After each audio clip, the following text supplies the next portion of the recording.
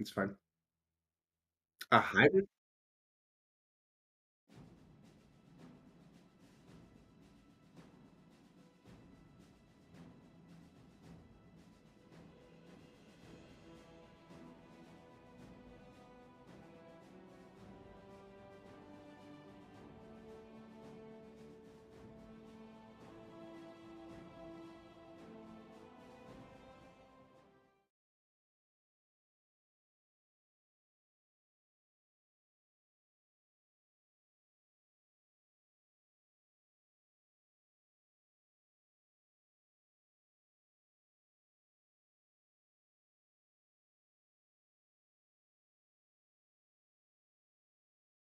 Yeah, we need the game on the live screen.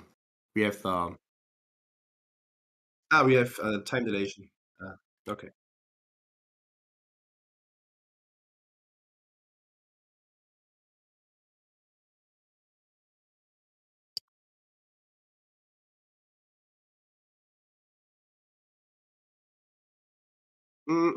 Be a bit confident. Maybe. Is it crashed? For me, it's not crashed. It's just I know, but then it's probably crashed.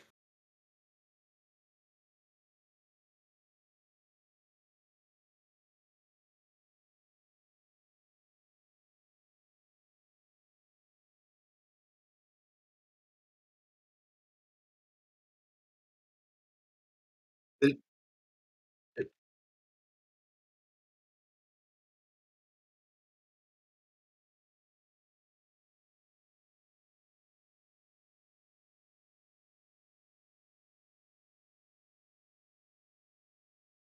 really the Oh wow.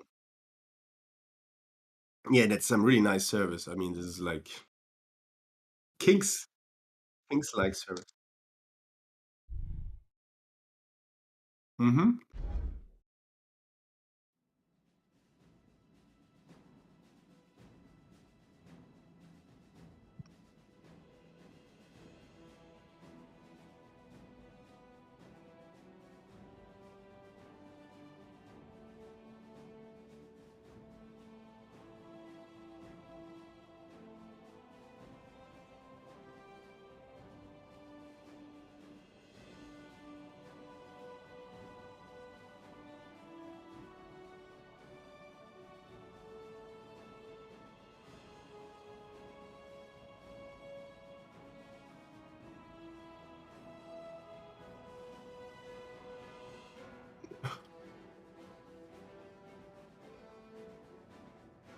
But this bet's what it's make probably somewhat exciting. I mean, I'm really looking forward to what we will see in this game on those games Group formed. because probably there will some people will shine and some people won't.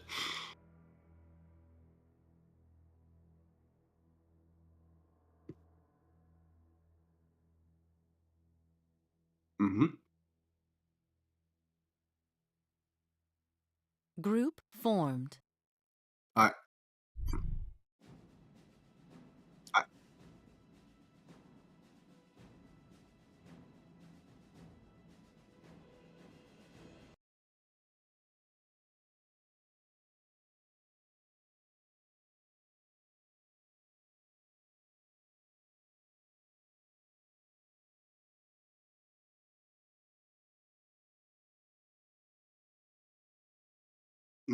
Group formed. what kind of audio do you expect? In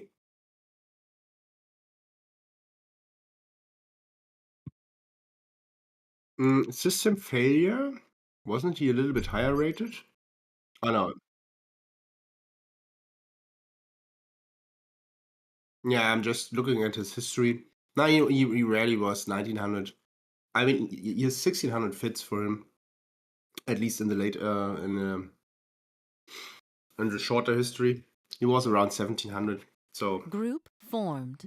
that should be fine. But he's probably one of the more well-known players here and the more experienced players. So he's one of those guys that should be able to decide a game.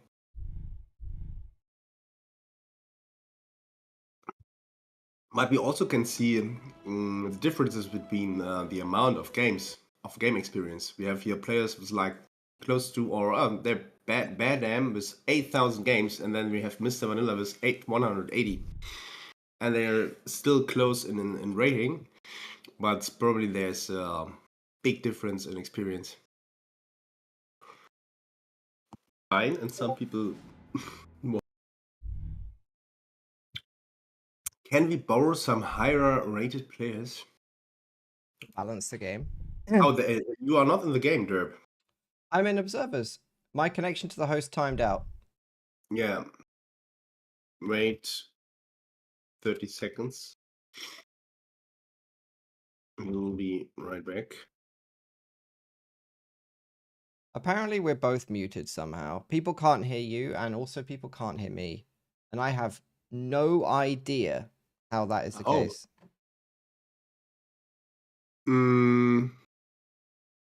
So we are live on. We are live, but nobody can hear us. They can just see the screen. Oh, I could hear me now. Can you hear me in the thing or not? Nah, it's 2 minutes delay. It's a bit hard to. But I just. I can be heard. Can only hear Derp. That's broken, man. Nah. Some people can only hear me, and some people can only hear you. That is super weird.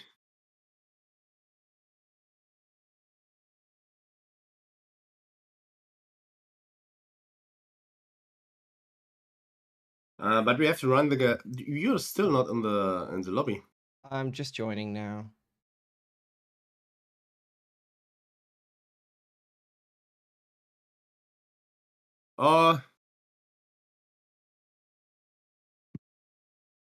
Yeah, I think they can hear me. Okay, so you.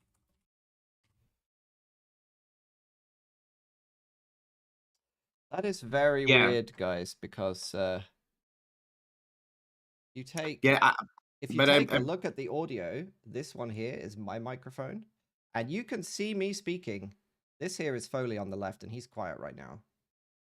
But it should be 2 channels, so because my voice is taken up from Discord and your voice is directly taken from your microphone channel. I'm going like dual channel for everything. So I just we go with the game, don't we? Or do you want to wait? Okay. We're just gonna launch. They just launched. Not looking too good as well. Ay.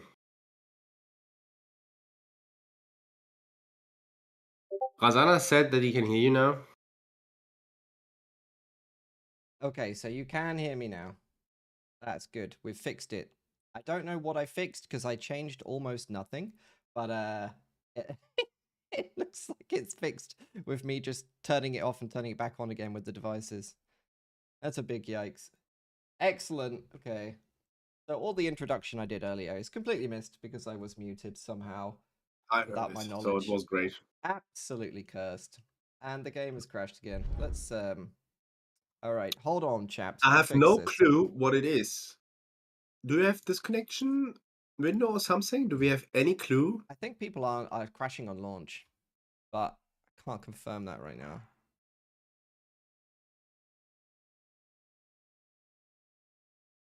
Let's go back to the FAF client.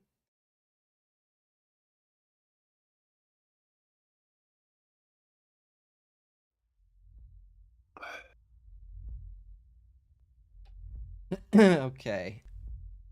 Let me just re-FAF for a start because sometimes having observers can mess up the lobby and I really don't want it to be me. Especially since this will probably be the first tournament that some of these players have ever played in. So I don't want them to have a terrible experience. We could always go to another game since those guys seem to be having some issues and see if it's see if it's make a lead. There is another game which is Team DPG versus Team Free Agents. Okay. Then let's But join this they one. don't have all the players ready. Okay, so we wait a bit. Just wait, and then we'll pick the next game that.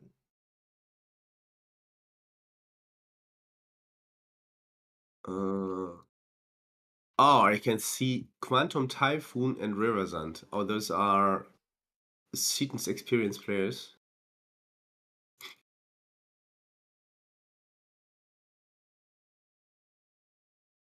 I'm just going to join the game and and, ask and, what they're waiting for. and we have a participant from Germany with 7 games total game experience. Total games. Total games, Total 7. games is 7. Yes. 0 1v1. Oh, he has. Oh no, he has 640 4v4 full Group share games. formed. Oh, And a okay. lot of 3v3. So he's basically a 4v4 and a 3v3 only player. From the like ladder 3v3. And Yeah, 4v4. let us Yeah, 3v3. nice. He has 7 global games. That's quite rare.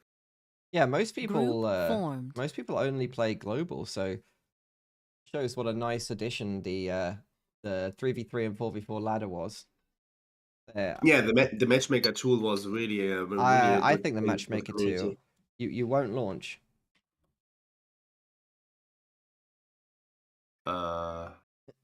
Okay. So Omnia Paratus rehosted the game. So do we want to give it another try? Derp? Yes, we will join the we'll join the one that's up. They're waiting for a player. I just went and asked. All good.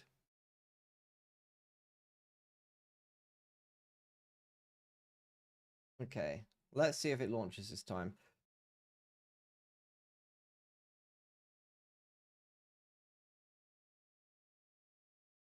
Join, please. To reconnect. Aye. Yeah.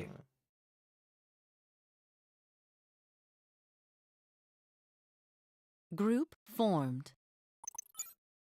Oh, do you see that? I instinctively like clicked the ready button because I just joined the game, ready to play, instead of going to the observers. Oh, yikes. Okay.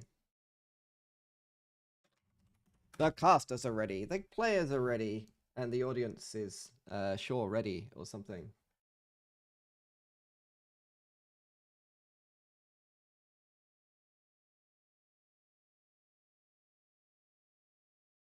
So if you are just joining, this is a 4v4 tournament.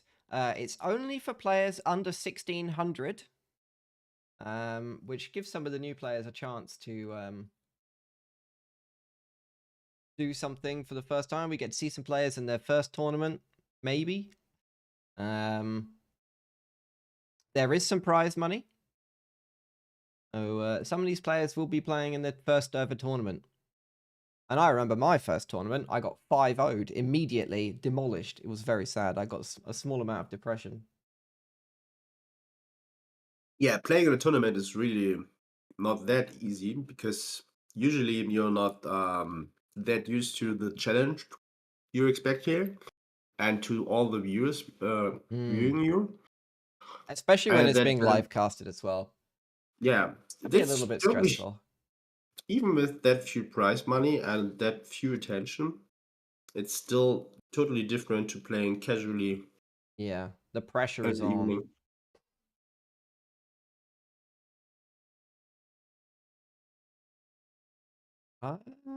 We'll see if this one launches then. So this will be our first game.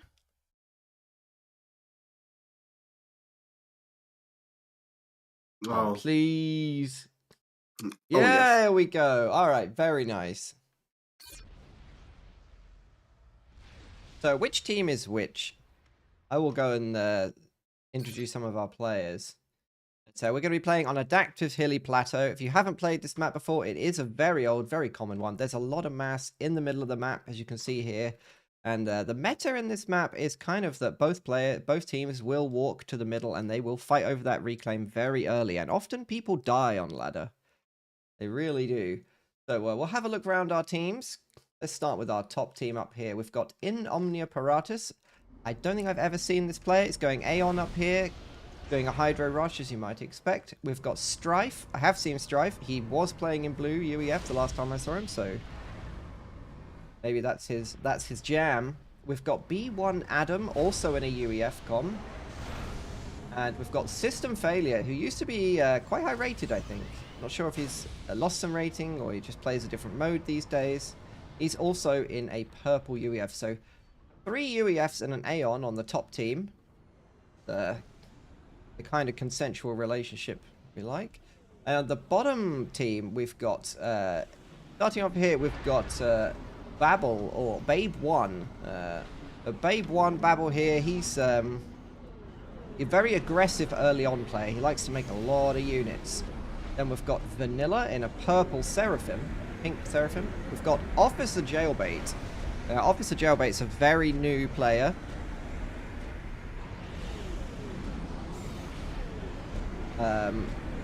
Who has been playing in a lot of the community game nights. I'm just trying to fix a stream thing. People saying they couldn't see the game. So Officer Jailbait plays in a lot of the community game nights. He's absolutely hilarious on the microphone, by the way. And last but not least, we've got Turbo Puck. Turbo Puck's quite a strong player. He likes to play eco, likes to play air. Yeah. He's quite strong for 1500, I think, 1600. So we'll be seeing see how he manages to get on. There we go.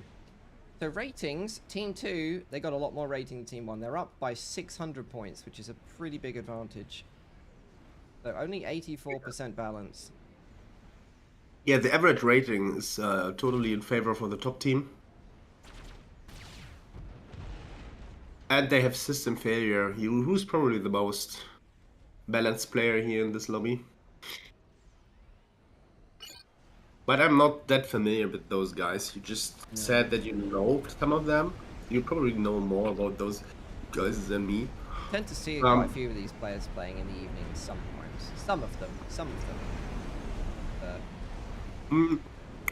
So right now they have basically the same setup. They both send 3 ACUs to the middle and basically the same timings. So there should be an even fight in the middle. The question is how they try to deal with the fight in the middle. Do they go for an early Tech 2 commander or something like this, or an early gun commander? Or do they just fight about with Tech 1 commanders? Oh, we already have some nice bombers in the field. Oh yeah. The Adam, they're going for Tech 1 bombers. I like it. Usually in the average guys have issues dealing with those random bombers. So it's actually a nice thing to add here. Oh. Not Mr. Vanilla, he's already spitting out some inties. But Officer Jailbait is definitely losing a bunch of units to that. Is he going to swap to making anti-airs? No, he is not. So going to rely on his teammates to shoot those down. Yeah, Mr. Vanilla doesn't use his inties, so he has inties, but he doesn't use them. So the bombers did way more damage than they should do. And Adam is getting kind of ganked here. He's down to half health already. Yeah, it's pretty dangerous. And System Failure is leaving him. They need more coordination. Ah, no, okay. Now Officer Jailbait retreated, which is basically a mistake. He's going to leave his allies here. Yeah. That's going to leave them in a 2v3. That's a bad decision. He should engage here. It's hard for me actually to use who. So we have Turbo Puck, Mr. Vanilla. Yeah, so now they are 3 on one spot. This is what you usually want. You want all your firepower together. Ideally shooting at the same target though. Yeah, and ideally that. But it's hard to do. Elsewhere on the map, if you have a look, we've got some raiding in the bottom corner. Officer Jailbait's... Oh, we have ghetto gunships. Oh, they're going for the early kill. Oh, we have 2 inches nice from Madam. Babel being very aggressive. He's going for the wrong ACU. I think he's going for the highest rated ACU. I think Yeah, that's the but plan there. Yeah.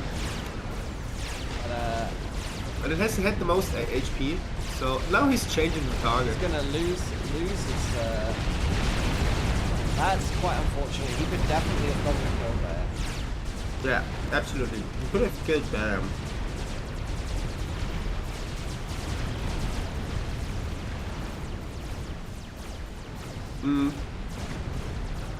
Okay. Let's have a quick Barbers. zoom out. Looking in the top left, both players going Aeon Cancer with Labs. Literally exactly the same Labs strategy.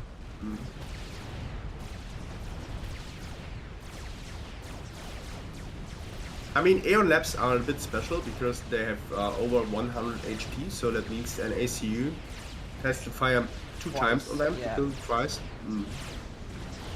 115, yeah, they have to shoot twice, which Yeah, basically that makes doubles them- their HP. Exactly, especially in early ACU fights. And no anti-air with in Omnioparatus' army here. And Babel has air control with his large group of inties. Yeah, you shouldn't focus the ACU. You should just focus flares and then finish his operative.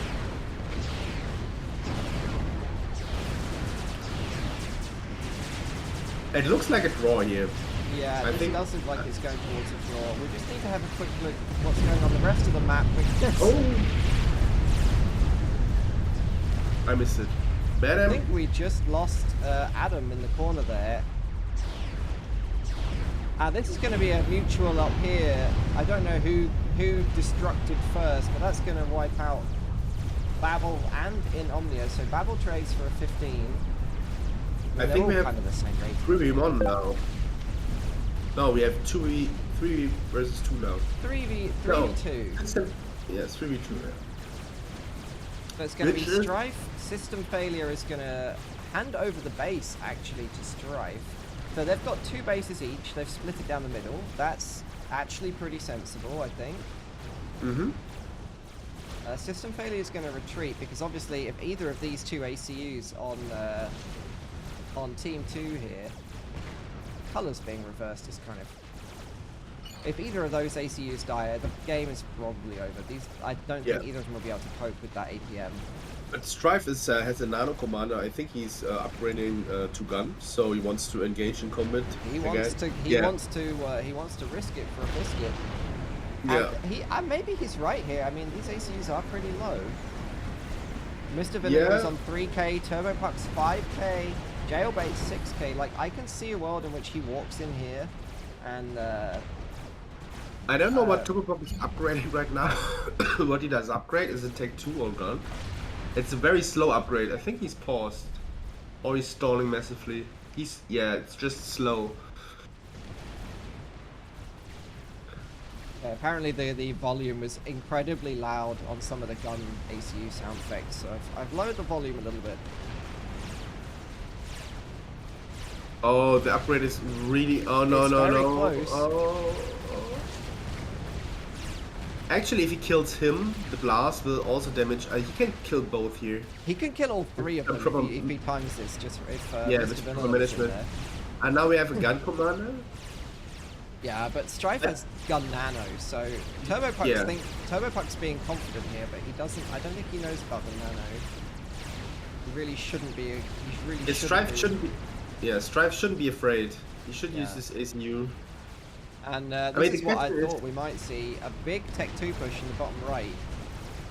System Failure just... he's already up to T2. He's got a big army here. Let's have a look how much he's got. 4,000 mass wood. He's got 7 pillars. He's got shields. There's really nothing down here that the other team can do about that. Yeah, the army on the bottom right is quite scary. I think there's no AA. There's no AA in it, and so Turbo Puck's going to produce Tech 2 gunships to deal with it, which I think is a great move. And Turbo Puck is still making This flare. is really dangerous. Turbo Puck can die here, like, for nothing. I think he's dead. Yeah. I don't know why he was so aggressive with no health. That's really painful for his team there. He probably didn't realize that. Underestimated the nano, I think. Yeah, he probably didn't realize that. Yeah, he could have actually continued and killed Jeff Jailbait as well, potentially. The gunships are on their way. 1900 system failure.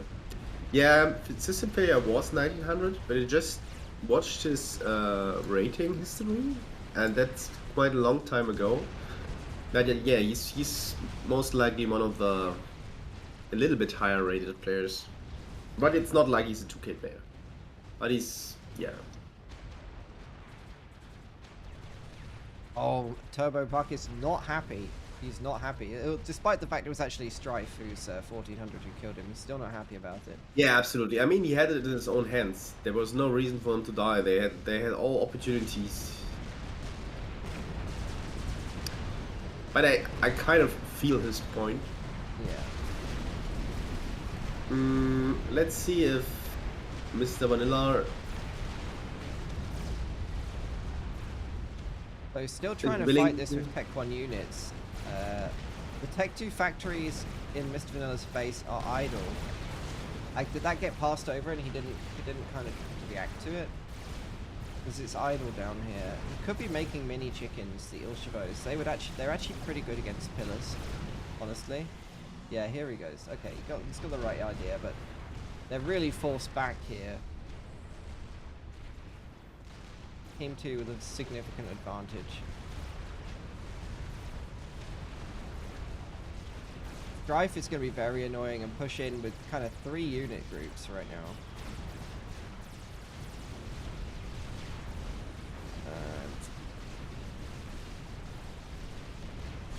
How much air does Team 2 have?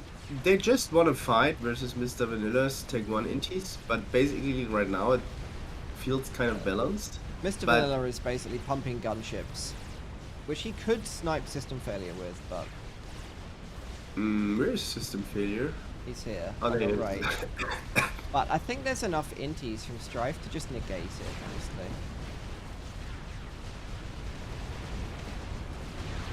This Tech 2 army in the base is absolutely brutal, and there is a flak with it as well, so it's not like it can be killed super easily by the gunships.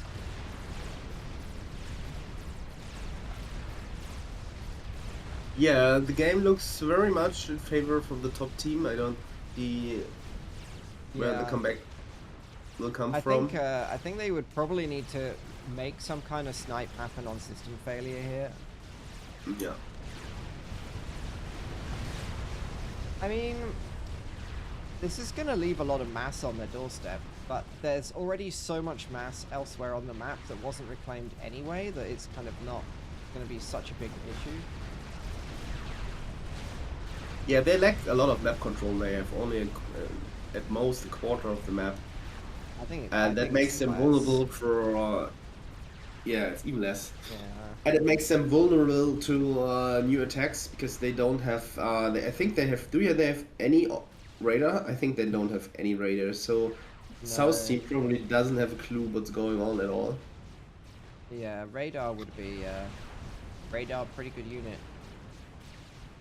Yeah, using radar and intel is makes a huge difference basically between the average and the more professional players. That makes basically the difference in the early stages, becoming a better player to use intel way better.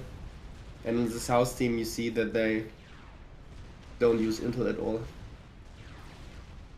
Make a radar! A single Tech 2 radar would make a big difference right now. Officer Jailbait using his ACU here to infinitely build a mechs. This looks like the loading bar in Windows where it keeps going back down. Very sad. And Team 2 think they're going to do the sensible thing here. They're just going to consolidate their position. Strife has gone up to T3s, making harbs. We've got a TML launcher in the middle of the map here. Yeah, this is a problem. Tech 3 now. Yeah, T3 land for both players coming, I would imagine. But system failure is still very vulnerable to the snipe. Basically, with some decent usage of the interceptors, system failure can be killed there. Yeah, I think definitely. There's one flag. The problem is the inties. Purple player color is my arc enemy because I can't distinguish units on purple. Okay, well. Feel like it's go time, Mr. Vanilla. Bring in those inties. Bring in the gunships. See what you can do before, because the amount of unit buildup is going to be out of control soon. He has to snipe this flak. I think that is actually the only flak. No, it's still the only flag, and System Player doesn't bring. But there's not a lot of. There's not more AA. There's coming, nothing so. else.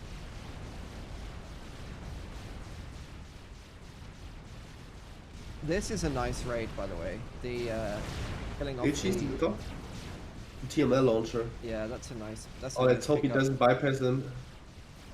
Oh, he's bypassing the TML launcher here. Oh no, is he killing it? Yes. Yeah. Okay. Very nice. Considering they didn't know about it, that's pretty nice. Yeah, he's using the gunships now versus units. I mean the problem is they don't have kind of go up here with them. Yeah, but they don't know about that. I mean, that's from our perspective, and they have less air, so it's absolutely doomed. No matter they had radar coverage now. Yeah, so now they lose any strategic abilities when they loot the gunships. They don't have Tech 3 land. There's actually nothing to prevent the South Army from Team 2 to go in their bases now. I mean, actually the flak's actually moved away. So, system failure is now more vulnerable than he was. Especially since he's just sitting there on an upgrade. But they don't. I feel like they just don't know about it. They got no radar, no scout. Like a couple of Tech 1 scouts would have made a big difference here. Yeah. And he's losing now the gunships. Oh, it's Seraphim gunships as well. So they're expensive. Very beefy. They had a good shot on killing System Failure. Yeah, I think they could have killed him there. It's taking so long for the inties to kill these gunships, so I actually think he would have straight up died before the inties even arrived. Yeah. But this is probably going to be GG here. I don't see Officer Jailbait surviving this push. There are some nicely placed PDs. Very interesting game for new gamers. I don't get his point. He's upset that he thinks System is too high rated. He's technically below the rating limit. Has been for a long time. Officer Jailbait actually blows up most of the army there. But it's not going to be enough.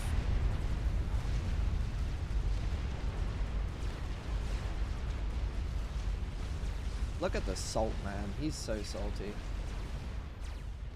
Yeah, the problem is that the community has some players that don't play at their full potential in the evenings. So players like System Failure, he can play like a 1900, but if he plays casually during normal games, he just gives a fuck and pretty often loses, and so he keeps his lower rating. He has all the experience with also higher rated games, higher rated team games that he can show here. Yeah. It's not a perfect world, I have to admit, but on the other hand, they have their opportunities.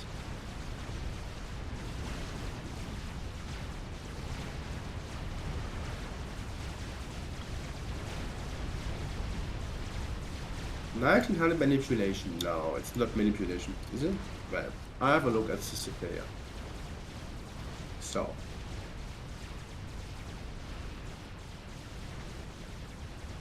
He has been below 1650 the entire year. The last 12 months, guys. 12 months. So I can't. He was a little bit higher rated like 2 years ago, 1700 ish. But that's all. It's an absolute exaggeration from TurboPuck. Yeah, well, he's upset, so people tend to exaggerate a little bit when they're upset. It is what it is. So Mr. Vanilla is kind of turtling into a hole here, but there's T3 gunships coming now. I still actually think if they had all those gunships, they just right-clicked him right now, he would die.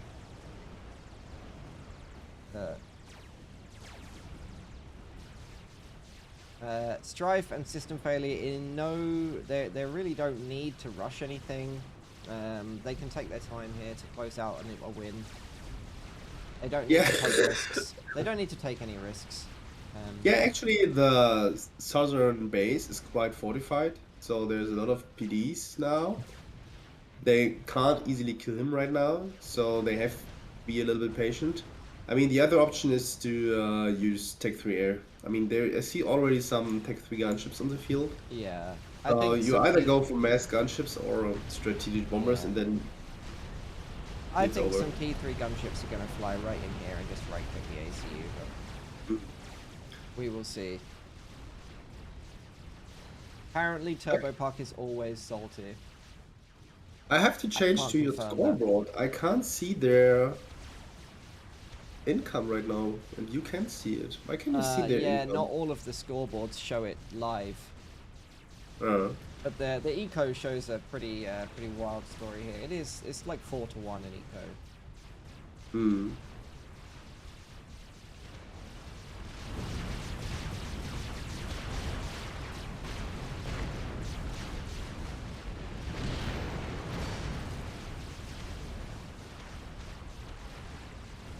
So if we were going to give Mr. Vanilla, Turbo, and Officer Jailbait and Babel some advice for their next game, based on what we've seen, what would you say would be the best advice you would give in order to help them? I mean, we had at least 2 or 3 stages in the game where they could have played a lot better when it mattered, and that was the early fight. And they could have, I mean, if you use a decent coordination in the middle, and if you go on those lower brackets games for the kill, then you just need to be in a voice channel, which I assume they do, and if they are in voice channel, they have to manage their ACU HP, and therefore make it much more efficient the fight much more efficient in the middle over the reclaim. And I think the second most issue was the usage of air and scouting. I mean, there were no inti blobs and no decent air fights, and there was no usage of scouting at all, in my opinion. Yeah, the no radar, I think, really make sure, you know, by the time you're sort of up to 10-15 minutes in the game, you really should have a T2 radar somewhere so you can see what's going on. Yeah, I mean, in those games, if you especially with shared economy, or then a Tech 2 radar should be affordable way earlier, and has much more value here, I think, on those maps where army movement is so important. So you can go even below 10 minutes with a Tech 2 radar, in my opinion, and it will give you a lot of value. I mean, if Tech 2 radar is not that expensive, it's 150 power and only, I think, 180 mass to upgrade and 150 power to run it, and it gives so much value. People underestimate the power of Tech 2 radars, I think. We've got Percy's coming in here. Directly into the base. Yeah, I mean, the unit, I mean, he's just waiting here, but he should mix in some, what's the Tech 3 MMLs from UEF? The spearheads. Yeah, they would have been brutal. Oh, there's a strat. Strat's over the top. Yeah, that's basically... He's throwing his air units in one at a time, instead of just collecting them. It's probably enough right now, it doesn't matter. Oh, the strat, I think, is going to come back. Oh, he got it back! No, it was the T3 upgrade. He actually got the T3 upgrade just finished. Yeah, but from what? What did he kill? It was brilliant. Oh, but Mr. Percy down here finishes him off. That's going to be GG. I have to make a quick phone call. That's alright. I will find the next game. Hold on.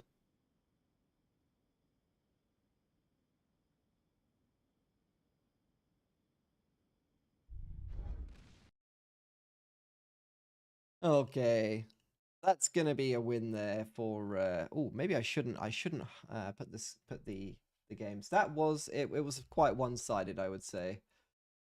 It was quite one-sided. But remember, these people are some of these are their first tournaments. The games aren't going to be they're not going to be super they're not necessarily going to be super balanced, all the games.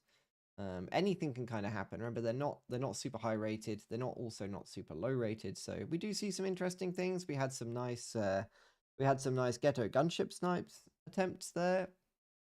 Yeah, that ghetto gunship could have That been was used actually so kind of much nice, better. you know. Okay, so we've got the Hell Clan versus the Seaton's Crutches, but this map is this is a huge map, by the way. This is a huge map, the one that they're going to be playing on. Stephen's Crutches. Okay. Maybe we can do that one. So the Hell Clan, they like to play big eco maps. They love playing the big eco maps. Who do you fancy? Let's go and try Squealer and Quantum Typhoon. How about that? You don't wanna okay. Yeah? Squealer and Quantum Typhoon? Yeah, Okay. brainstorming versus free agents. Okay. Because they look like they're almost ready to launch. And if they're ready to launch, If you don't mind, you could share your yeah, I'll share it in Discord, because then I can see where you're looking at. yeah.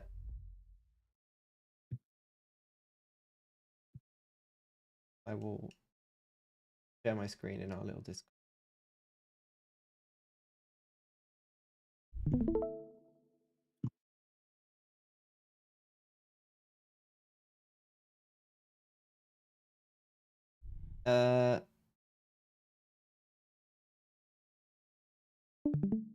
We have an extra observer. Zopniki.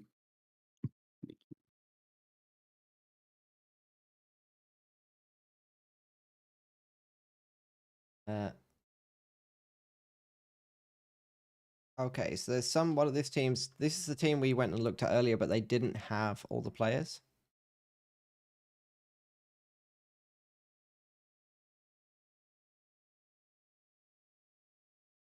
Zopniki is the leader of the free agent team. Ah, okay, so we've got an extra player.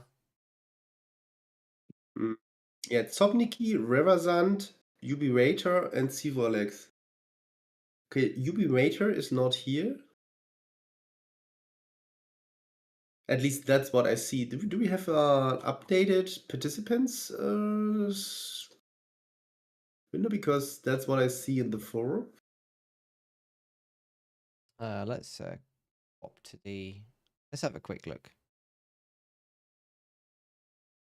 So DPG and Hell Clan won a game. And Pro Team won a game.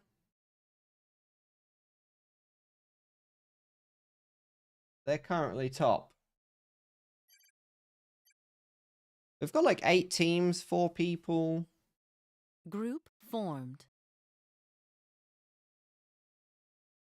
Oh, Cifralex has 800 rating only. So both teams are very much below their maximum Yeah, rating. they're well under the rating requirement.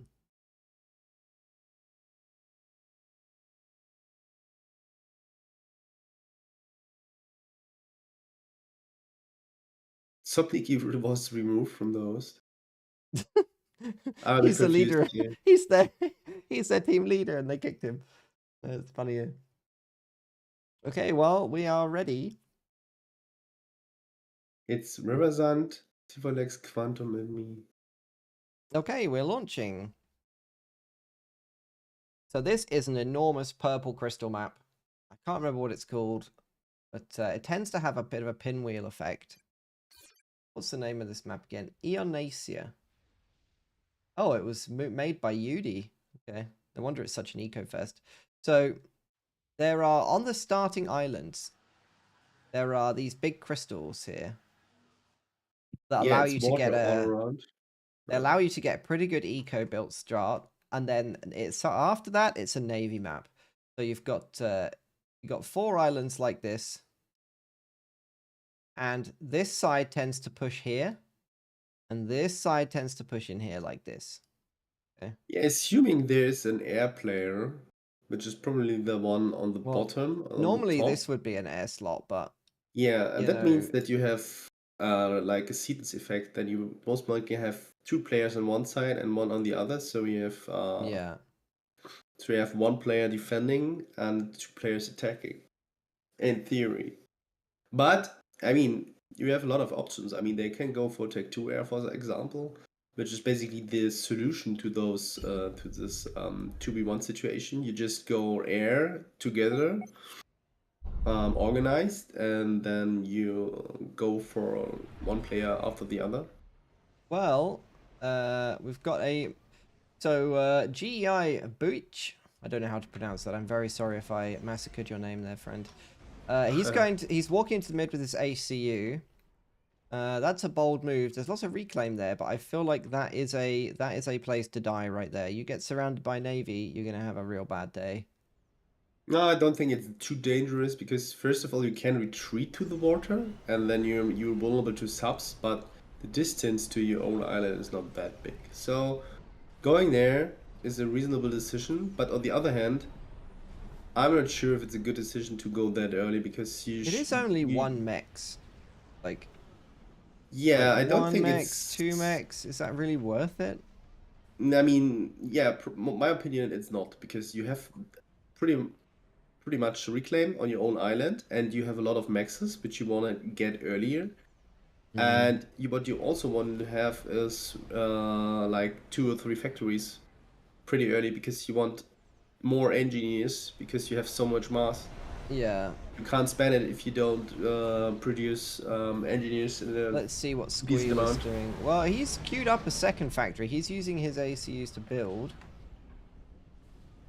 Yeah, He's going Squilla's to... build looks more reasonable to me. why is Quantum He's a Typhoon bit got lazy. 4 mass? Are these stalling E? Oh my goodness, there's a massive E stall there. From Quantum Typhoon? Yeah, that's brutal. Yeah, you can see that if you look at the map. I mean, he made a transport now, but to make a transport on 1 Hydro and 3 Peaches is very ambitious. It's cutting it tight when he's also trying to build like 4 or 5 mexes. Mexes Yeah, are it's... expensive in E to build, remember, so it's like minus 60 E to build one a second. And we're in a tournament, and he doesn't use his ACU, he doesn't use his engines, he doesn't use his transport. I mean... He's queuing it up. I have faith. I have faith in him. Yeah, I have faith. He's going to come and drop it off here. He's going to make a big navy. I believe in him. But I identified a weak point, I think. He's facing Sepdex. Let's have a look at Sepdex. I mean, Sepdex looks basically the same, so yeah, probably fair. There's not a lot of reclaiming going on, I'll be honest, on these players' islands. But most of the players don't make that much power, so it's also that so you can't use the reclaim. What's Sabdex? Well, he's queuing up subs all day. He's just got infinite subs on queue, so that's going to be his plan there. But subs is a good decision here because you want to also kill the water mexes. Yeah. And well, luckily, his opponents are Cybran, and UEF. And none of these people have floaty engineers at all. So that's actually... maybe he meta-picked that. That was big brain of him. So I guess we didn't go around to introduce our players, so we probably should. Spamming subs on that Cybran ACU. It's Sabdex down here in the bottom corner. He's going to get 2v1'd at some point in the game. On the air slot, making 2 Aeon air factories in pink is Sprinter. In, what's this? This is the poop brown color, isn't it? Super Alex is the guy with 7 global games. GI forever. He's making PGens with his ACU. And at the front, we've got Butch. That's not his name, but I'm going to call him Butch because it looks better. He's going a lot of naval factories. And he's also taken the mid, which is quite nice and aggressive. His opponent's going to be Squealer, also Cybran, also making subs. I guess that's just the meta here. Civralex is a player who's got almost no matches played at 800 rated. He is building a very long, beautiful line of P-gens. And queuing up more air factories. Reverson is going to be the highest rated player on their team, with who's playing Eco right now. Getting lots of mechs upgrades. That is an anti-air. I'm not sure why he's opted to make an anti-air on his base there. Quite an interesting decision. And Quantum Typhoon, last but not least, he's gone for the radar ringed with P-gens that we don't always see. It looks like Sprinter's Tech 1 bomber managed to kill off quite a lot of the engineers, and this is going to be a huge bomb if he lands it. It's going to deny the Hydra as well. That is yikes. That is very sad right there. Absolutely crippled. Absolutely crippled my poor man, Typhoon. You are allowed to gamble in the chat if you are convinced of which team is going to win. You are allowed to say that. But obviously, if you call it and you're wrong, people will laugh at you. That's just the rules. I don't make the rules. So eco-wise, the bottom team has a small advantage. We're talking less than 10% though, so really nothing in it. As I said, that shot up to about 20% nearly. Yeah, but overall the South team, I mean, they are most likely very for sure they are pre-made, but they're most likely very organized and play together. There's going to be some voice comms. But look at this here, 3 maxes, randomly not taken and a lot of reclaim. So yeah, that's kind of confusing. I'm not sure why. There's also this one here though, so maybe it's not a. Maybe they're just taking their sweet time. I think it's nice that Forever over here has actually managed to basically take this. Oh, did you see that here? There was, I think that's 6 engineers getting bombed. Oh, on the right, yeah, we watched that. Right, yeah, that was a nice bomb.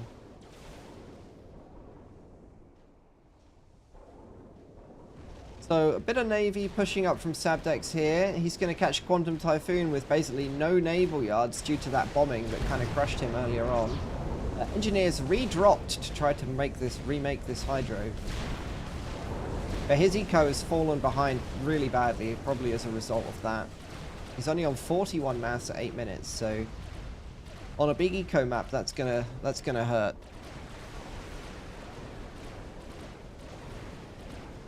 Butch continuing to spam subs here, but he is transitioning to some frigates. He's going to take a very nice engage over here.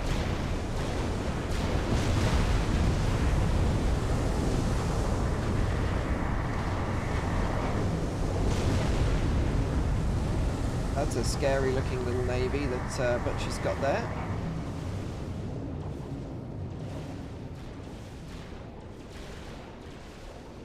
Wheeler actually paused his ACU. I'm not sure why he's done that. Did he queue something? No. He's undoing an upgrade. What upgrade did Squealer do there? I can't see. Tech 2 Navy. I mean, that's a fairly decent response, but he's only on 45 mass, and the enemy Navy is right here. Yeah, it's not the greatest decision on his stage. He actually can't afford that. He actually straight up can't afford that Navy. The T2 Navy. This transport, well, he's dropping engineers here, but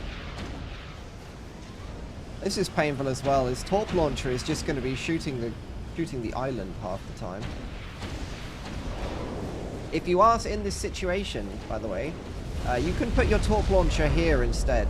Put it behind the naval yard. The naval yard affects as a kind of acts as a wall, and it will block the incoming shots, but it will let your torpedoes pass through it.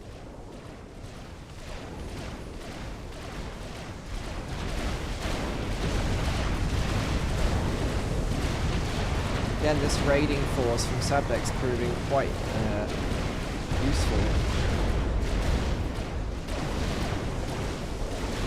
I think they're going to deny this torp launcher.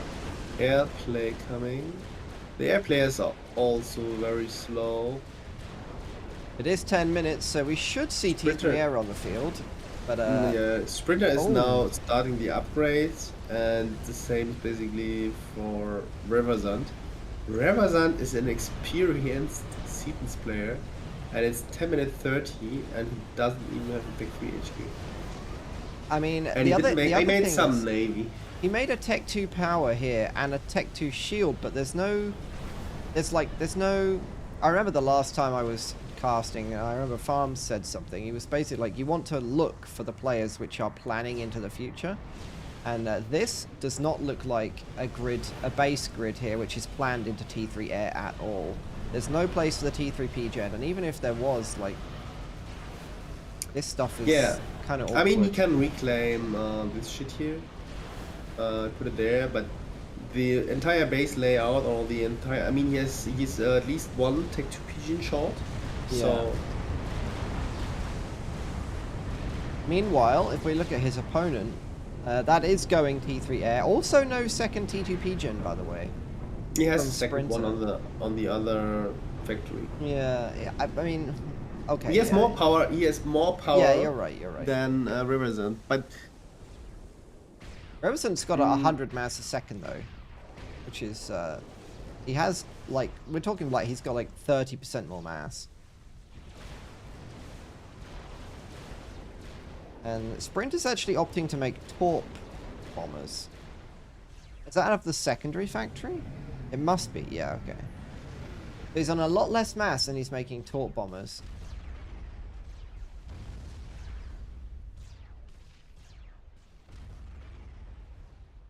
I have no idea where this game goes. No, I don't know where it's going. Eco-wise, it's like 20% advantage to Team One down here.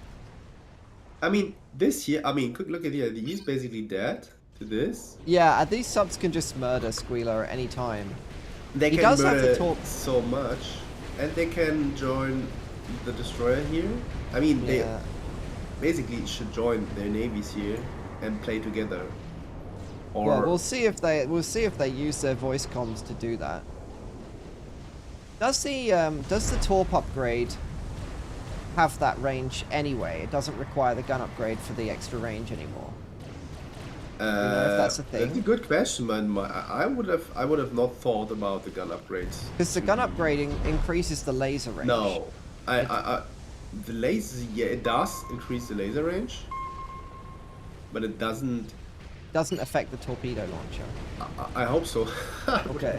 I don't know. If any real 2Ks are watching in the chat, let us know. Yeah. Is there any real 2K? Yeah, any real 2Ks, not faked. Fake 2Ks. No, it's not. I don't think it does. I'm pretty confident. You'd think? Okay. I will be quiet because we'll see. I don't know the shame. There's always some little bit of faff trivia that we don't quite know. Squealer is down to half health here. Those Tech 1 subs are crushing him. Actually, this could work out really well for Team 2, because if he dies, he's going to blow up all of the Navy. Yeah, but most of the Navy was... It was all Butcher's Navy, though. Squealer's Navy basically survives. And this Tech 2 Navy here from Forever is kind of not being used so great. He was going after a torp launcher. Oh, we have to take 3 air scout. Now we have to take 3 air, 40 minutes in the game. 14 minutes is a perfect air timing. And South team also has 1 ace F, so they're basically on the same level.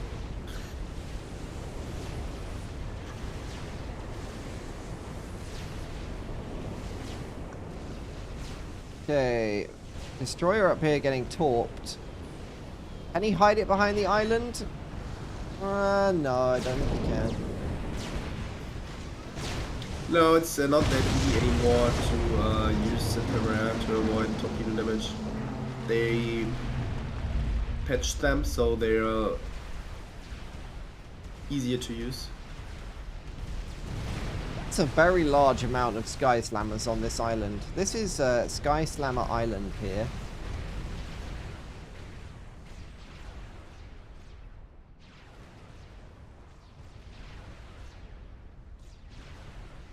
Apparently, gun never affected Torp. It's just me that thought that was a thing. Yeah, I would have been surprised. Yeah. Bully says it does affect torpedo. It does affect torpedo. At least it did years ago. I seem to remember that it had a smaller ring, and when you upgraded gun, it increased the range. But I don't know the answer to that. I mean, torpedo ACU was nerfed, or is nerfed, or is less effective because other things got buffed. So it's really doesn't happen that much. I think we might. Also, I'm not sure. I think we might be able to see a complete naval crush here. I think this is going to be a pretty significant naval crush. This is basically enough. I mean, the problem is I can't make any assumptions because it's not about unit composition or amount of units. It's about so much about micro, and the micro is so random from those guys that anything can happen. But this it's is still all to play for. This is only Coopers. It's not destroyers.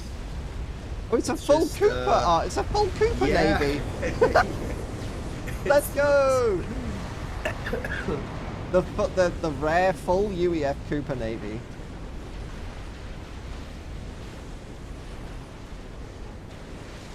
And Sabdex is actually crushing here, by the way.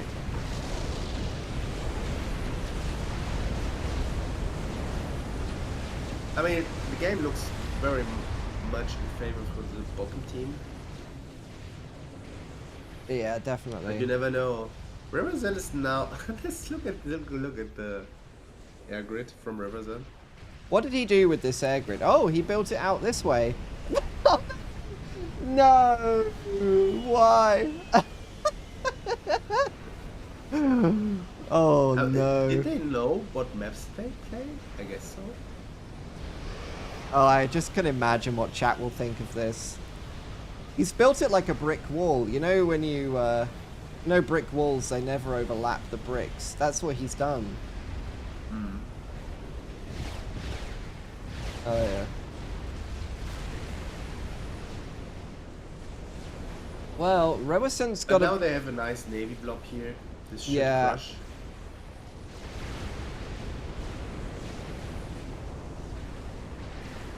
Riverson basically needs to go all in on torpedo bombers just for the team to survive, but when he does that, he's not going to be able to deal with the ASF. Oh, there's a nice, or not nice, but there's an airfight. Riverson is most likely to lose it. It's going to be close, but yeah. Oh, it's basically a draw. Like, effectively, it's a draw. Effectively it is, but it also means that he can't use that much torpedo bombers right now. And he has to make a lot of torpedo bombers to save anything here. Mm. And even if he saves it, it's still due.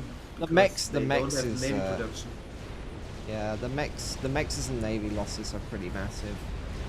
They do have a lot of reclaim, but I mean, if you look at the reclaim on the map, they've got a lot to work with, but it's actually already being scooped by Forever.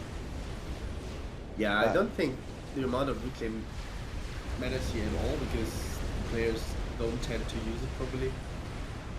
Well, they do have a plan. They do have a plan. North theme or so? Ah, I see. They do have a plan. Yeah, that's basically what I expect. Yeah. I don't want to say it out loud because probably that's not going to finish for 2 minutes, but... He's quite famous for that. Okay. He does that on CPC. I mean, the other thing is that if you look at the positioning of the targets for this, they are not vulnerable. So... Yeah. So it's hard to see exactly what this would achieve. Yeah, and there's still 4 ACUs, and his ACU is completely away. Quantum Typhoon goes down to Cooper's, and Team Rosehunt recalls from battle. So gun doesn't affect torp range. It doesn't affect torp range. Thank you very much, chat. It does. Well, you were right, So and I was wrong. So who is the real 2K now? You. You could just mic drop on that one. Just knock it out of the park. It's fine. So that was another fairly convincing win, I think.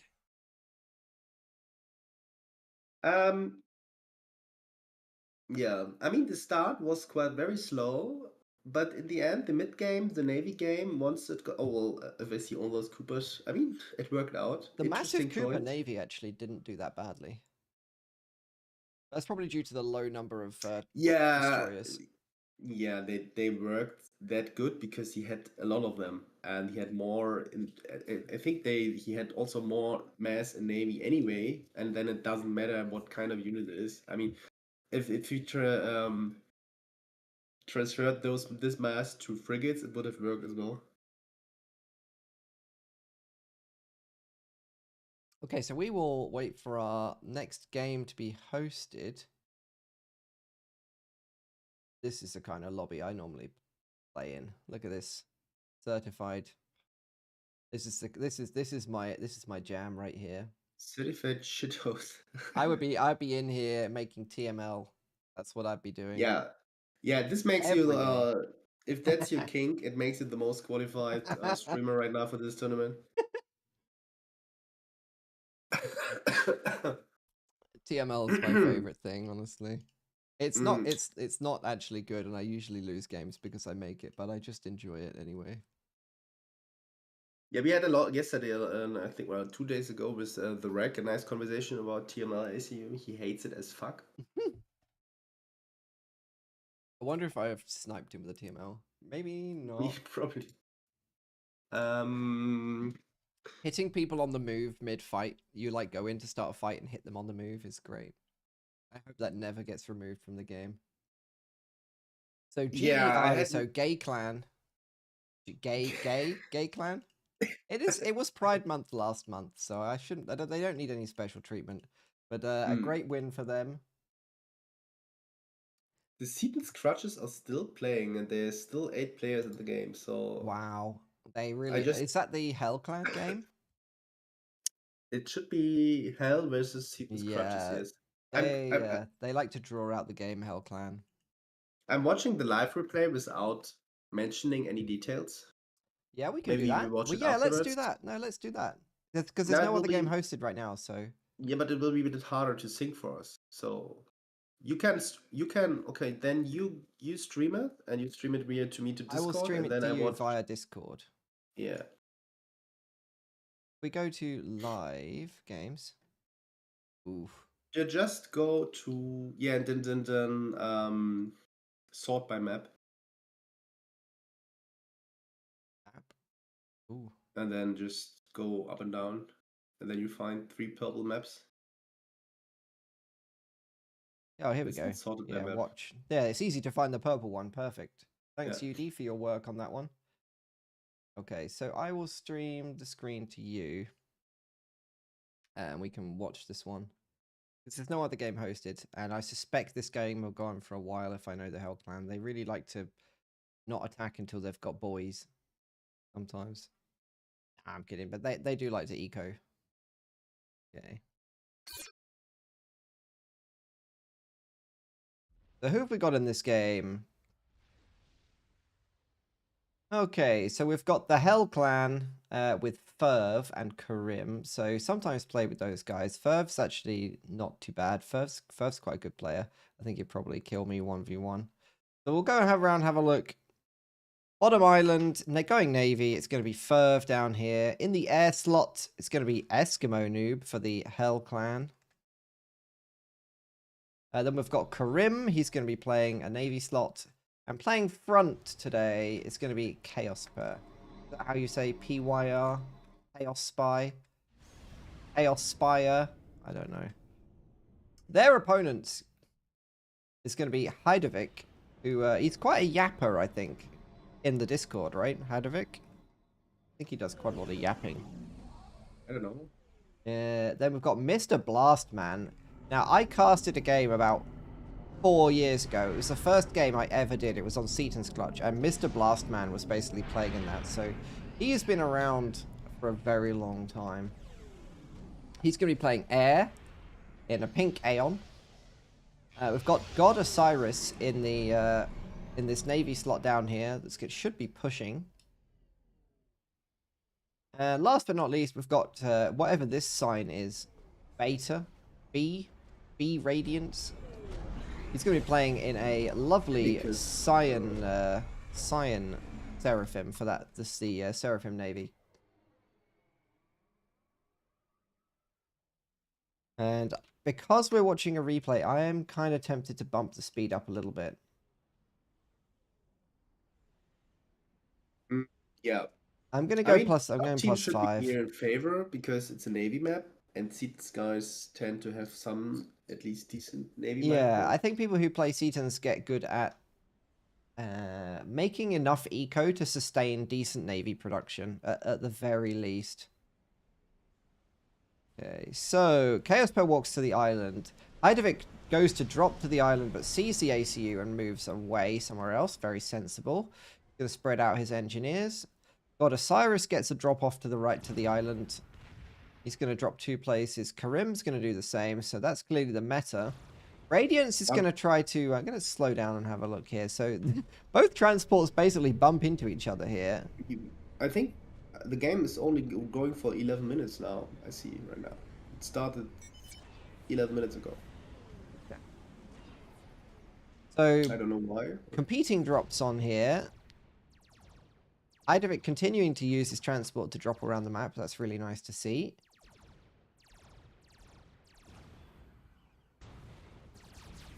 Going to walk his ACU as well, but he's going to walk a little bit late, and all the mass is going to be gone. Chaos is actually going to have slurped all of that mass into a more sensible location.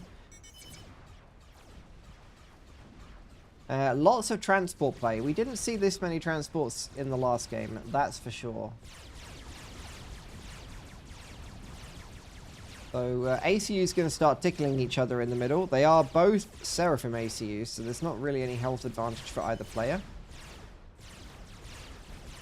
Mr. Blastman starts Tech 2 Air at 5 minutes 30.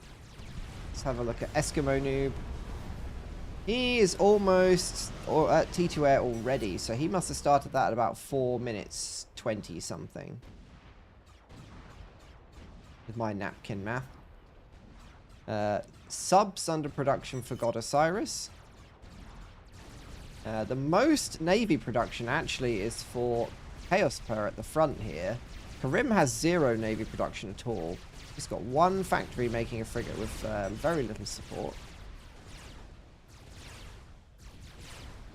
There's a frigate being shot by an ACU here. Obviously going raiding. And I think we've actually caught up, question mark? Because the game seemed to be stuttering a little bit there. Yeah, makes sense. Yeah. Yeah, 6:45. Yeah. Okay, so we're technically live again. Excellent.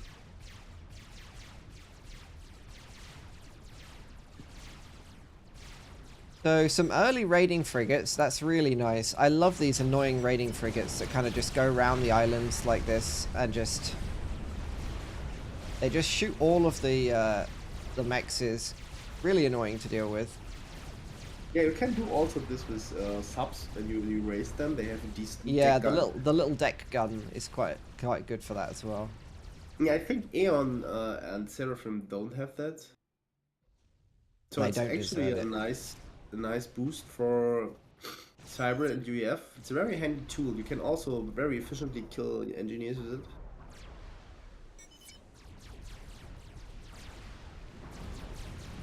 They are quite vulnerable to Tech 1 bombers when you surface them, though. You just be careful of that.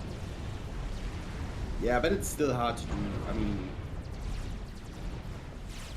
if you little, use Shift G and get a bomber on your subs, it's pretty brutal, but that doesn't happen too often. I mean, as a Seeds player, I can assure you that it's not that common to get your subs bombed by a Tech 1 bomber. So 10 subs already for Chaos Spire. Or Chaos Spire. 10 subs yeah, the out. meta shifted pretty hard towards subs lately. Subs only, yeah. Subs only until the first destroyer's out. This is what I see a lot of players doing. There are also big balancing issues around the Seraphim subs. Yeah, Which due to have the to be way the addressed at some torps point. work, right? Yeah, the torpedo defense, Yeah. I think.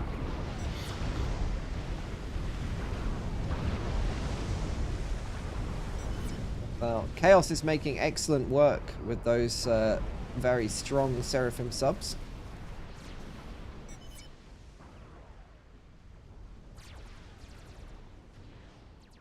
They are in a position to threaten the naval production here. There is a destroyer already half built for Heidevick. Yeah, 75 mass income is a decent income to run Tech 2 Navy production. Maybe not with all those Probably... Tech 1 support factories, so like... Yeah, I mean, with that few assists, I mean, that looks quite reasonable right now. I mean, the build power compared to his eco is quite, yeah. It's okay. That's what I've expected, yeah.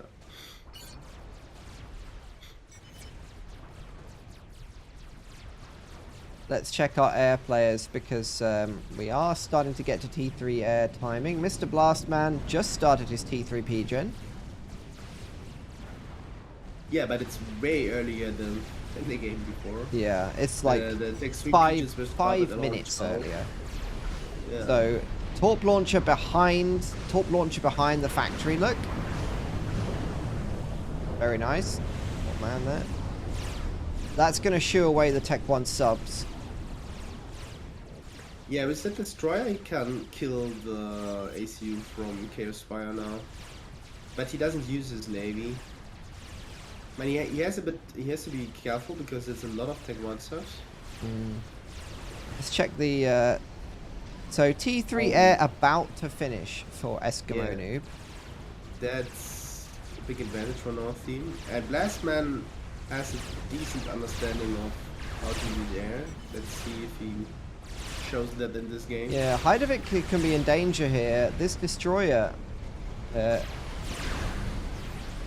also a destroyer. Okay, yeah. Yeah, this destroyer is actually. It will kill him if he stays here.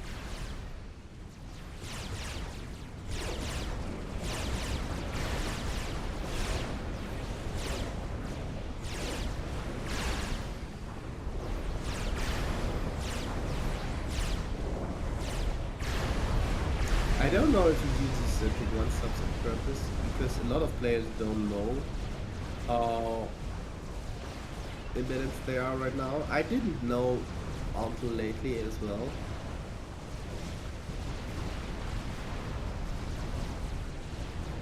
Well, both players are Seraphim, so it's not going to make too much difference at the moment. Yeah, the difference is the amount of Tech 1 subs.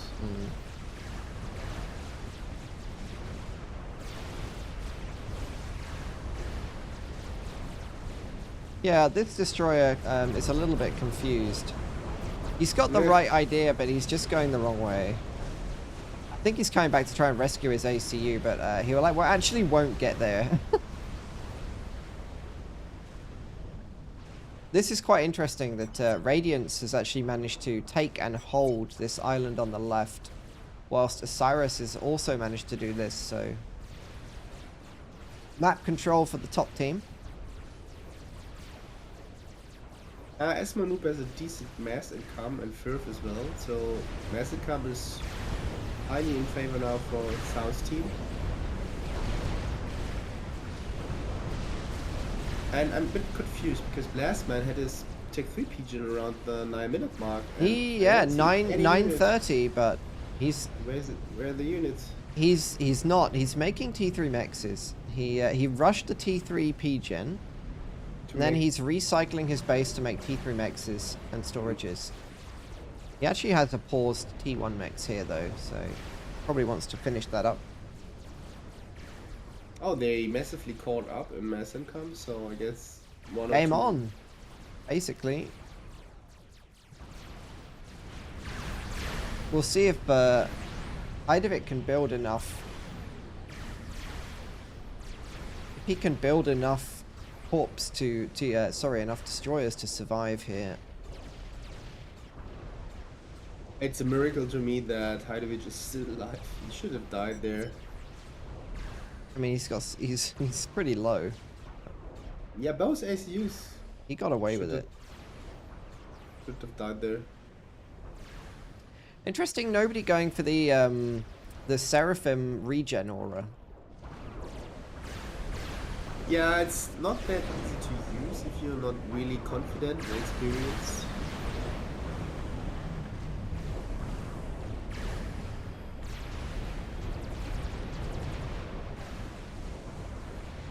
Yeah, I feel like a right click could just kill Heidevic here. He's not careful. But, Chaos has maybe missed his chance. Because there's quite a few destroyers of his own now.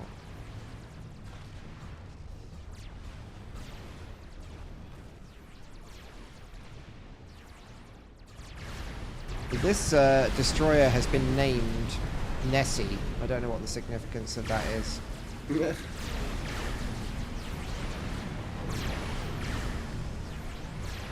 And Heidevic is still in the water with his ACU.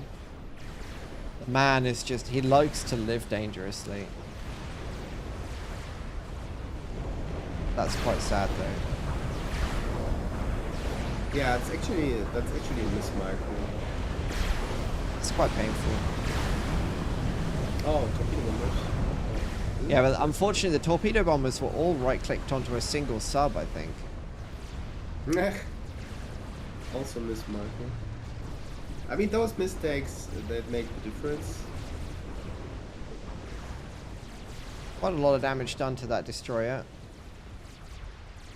Meanwhile, God Osiris, who's been a little bit quiet, to be quite honest, he's assembled his own ball of Seraphim destroyers. And he's going up against an army of subs and Coopers from Ferv. Obviously, if you are playing UEF and you manage to get some kind of win with frigates and destroyers over those Seraphim destroyers, they do just go under the water and then you can't do anything about it. So maybe that's why he's mixed in so many Coopers. Does House Team not have a single ASF? Oh, he has 4. Oh, okay, there are 4 ASF. Okay.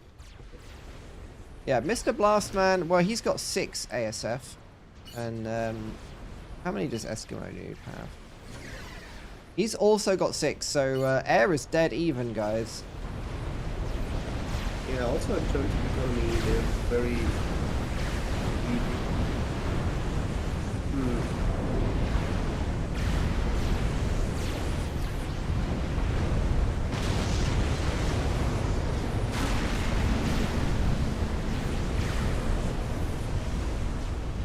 You see the shifty sub-shift G there.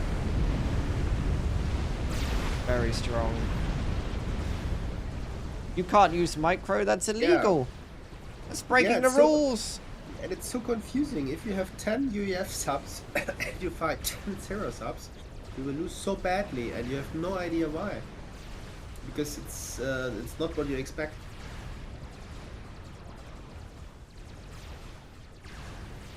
I mean, I am aware of the Loch Ness Monster, but I'm not sure why the destroyer is named Nessie. You'll have to explain it to me.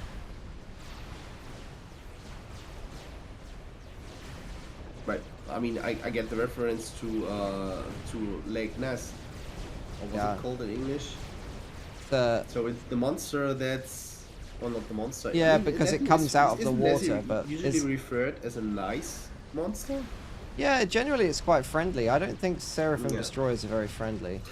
But, you know, maybe that's just the UEF in me. Nice airfight here, by the way. Eskimo Noob chases down. Yeah, that makes me sad. That's the thing you can't let happen in the tournament. Oh my! Blasphemy is so lucky. That's so much damage from fucking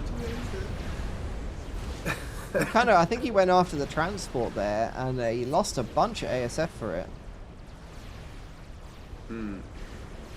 Mr. Blastman starts RAS. Let's check the eco. Team 1 very slightly ahead.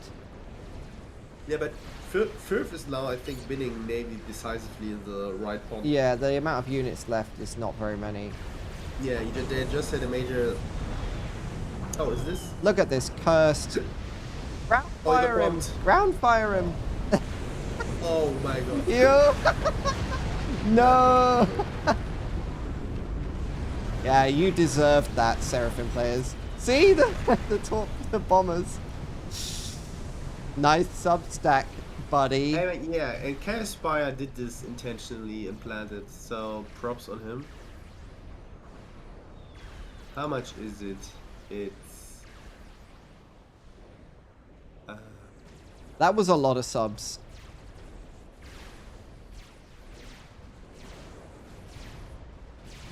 I can't really see how much reclaim is in the subs, but on this tiny spot there's now 12k reclaim, 13k reclaim. So it has to be a lot of subs. That is a lot of subs. I think at least 10. That's what I'm gonna say. There's some quick maths for you. I think it was like more. It was more. It was like more towards 20 or so. Well, every strategy has a weakness, and in this case, it's Tech 1 bombers. Look at these two Tech 1 bombers. Do you see this here? This Revenant here. He's got 2,000. Ah, yeah. And the other one? 1,768. Yeah, okay, there you go. And I think his sub is 360 mass. I'm just going to take a screenshot of that one. We'll put that one in the meme channel later. Nice. Very nice. Tech 1 bomber. That's probably the MVP of the game. Yep, I think so. Because that's basically decided the naval fight, really. There's another sub-stack. But there's too many Coopers now, surely, for that to work. Yeah. I haven't done any sandboxing. I mean, don't sandboxing. There's still like basically 10 of them in here. Like. But yeah, and they still can compete with Cooper. I mean, there are 2 or 3 Coopers there. Yo, nerf subs. What's that? That's not allowed. Yeah, they are completely busted. I mean, it stacks. If you have 2 or 3 subs, that's against the rules. Against the rules. You can't do that.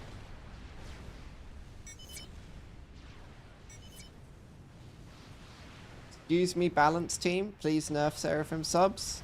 Yeah, it's absolutely one of the major issues that have to be addressed. Balance team, balance team.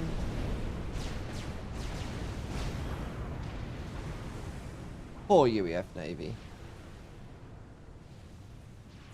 Okay, so on this side, we got another Seraphim substack. I mean, actually, That's 15 in this little substack. I'm actually absolutely disappointed because at first I thought those guys just do sub spam, but what I see is they intentionally try to abuse the power of Seraphim. Is this your first time playing low-rated games? It's all abuse. It's all abuse under 1500. Well, anything to my surprise, goes. We don't run into those issues on Cetans. No, because if you do it, you'll just be banned from the next lobby. Yeah, I think there's some politeness involved. But in this game, I mean, this is basically... It is a tournament, so... Yeah. Everything goes in a tournament. We want to see your sweatiest. Are more busted than Tech 3 software.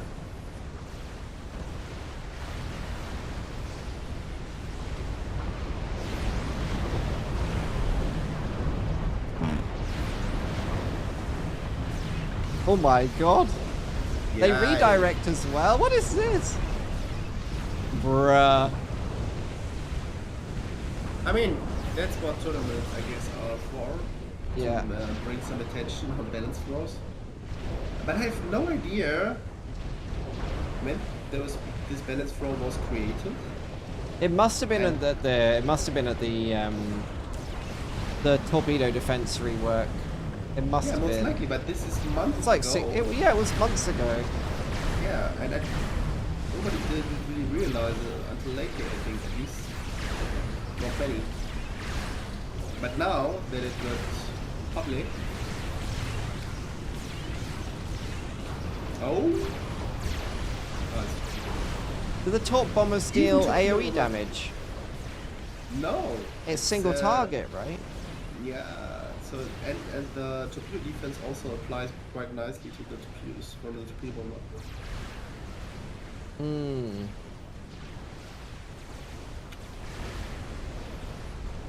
This is actually quite a nice drop in the corner up here. We'll see if this drop manages to achieve anything in the up here. I mean, drops is what on those maps will be powerful as well. You can use here. I mean, you can attack at least the islands on the left and the right side. I think he's going for a PD drop. Yeah. Yeah, almost certainly. Let's see if Chaos can make this work. In the bank, or is it 30? No, it's 11k mass in the bank. Whoa, 11k for Ferb, 11k for Chaos. My man, build the PD! He's napping. This isn't the time to nap. Oh, Frith is now battle cruiser. Okay, we're just gonna look elsewhere because these engineers are Oh, Blastman just they're just waiting their time. They're waiting for the right moment. So we'll just leave them to it.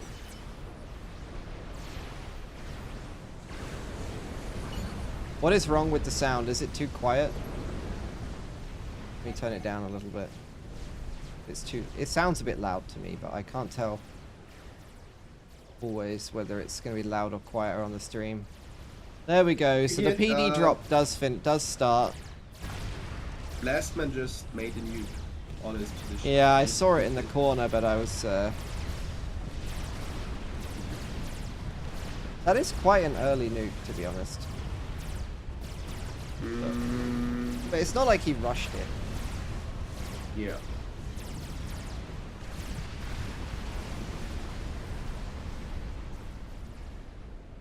The question is the nuke going to do as much damage as this Tech 1 PD drop? Because I'm not sure it will. Oh, this is so brutal. This is horrific. And now they're erected. But it's also... Just drop a bomb on it, please! No! Lazy micro. And now they split up. Yeah, that's so painful. Please, brother. I would like to be in their voice comms. But no. Yeah, that would be so funny. Because it's not that happy right now, I think. Yeah, Ferb slowly winning this bottom pond with a combination of shield boats, Coopers, destroyers, and Tech 1 bombers. Tech 1 bombers for the substack. Big brain.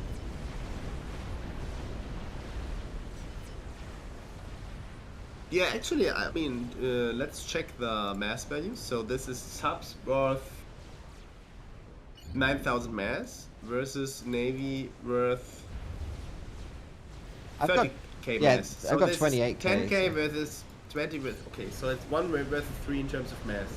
And I think the subs will hold off this army for a while. Well, here he goes.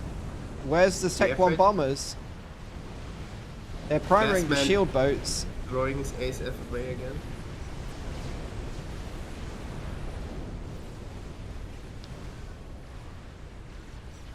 I mean, the nuke will most likely 60-70%, so I think it's gonna fire. Yeah, but Esmanuk is now pushing his SMD. Is he stalling? The question is one of them stalling? Both are not stalling. Let's have a look. No, he's actually got 15k mass in the bank and 10,000 mass spare. He's making strats, so... He's got 2 strats, so he's probably going to strat the nuke, to be honest. They can see it. Got a little transport at the back. The PD drop did manage to get cleaned up, but the damage that did was absolutely outrageous.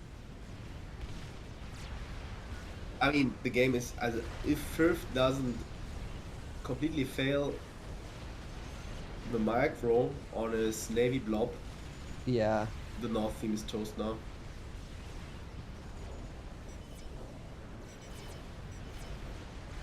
They basically need the nuke to land and then go all in on air to try and kill Firth's navy blob, I think. Actually, the navy should better at all right now because I mean the nuke might be able to kill the South air grid, but on the other hand, the navy from Firth should be able to kill everything on those islands up there. But he's still, yeah, he's hesitant to use it. Strategic launch detected. Oh, There's the nuke. it will land, pretty sure.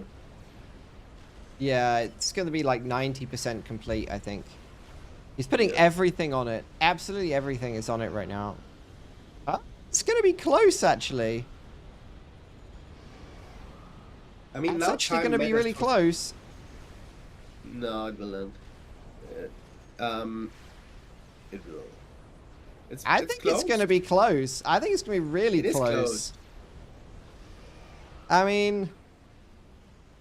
yes. Here comes the nuke. It's going to be very close. Aye. Oh, like 95, 96, 97, 98, 99. Holy shit. 99%, I think.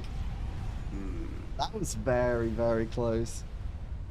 But it's not going to win them the game.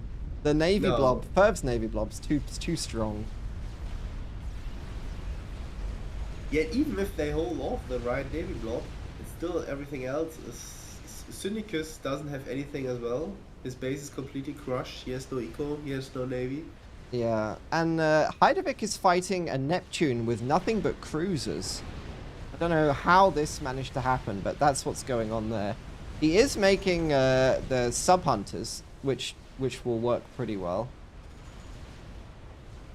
But Heidevick also has T3 sub-hunters. Sorry, Chaos has T3 sub-hunters as well, so he's been given the Neptune by Firth. Okay, that's what happened. Yeah, there's nothing... Poor Mr. Blastman, there's nothing he can do at this point. He's going to fight air, he's going to lose air here, he's badly outnumbered. He could have also played better. If he did nothing he race can his do. ASF Yeah, he should have just played better. Skill issue. Yeah, but only minor things. It's not like he had to play like a 2.5k. He just threw like some ASF 2 times or 3 times away, and if he didn't do so, and there was no reason to throw them away, it was just that he could have used air a little bit earlier and made a difference. That's going to be GG, so Mr. Blastman is going to recall from battle with his team, and that's going to be the Hell Clan. I think Hell Clan? They're going to take the win there.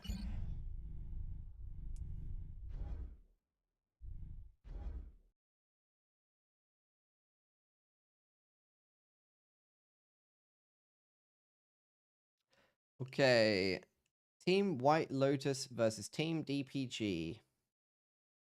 We haven't seen either of those two players yet. Correct. So let's see if we But the game that is ready is now Brainstorm versus Seaton's Crutches. I will just go in and hold them off because that is what we can watch. Just tell them to wait. I'll jump into the White Lotus gang. And yeah, very true, Vindex. The Seaton players lost on the big Navy map. It's a bad day for Seatoners everywhere. Stop Seaton's shaming, yeah. And to be fair, this is not the pinnacle of Seaton's gamers. It's the Seaton's Crutches. So mind your words.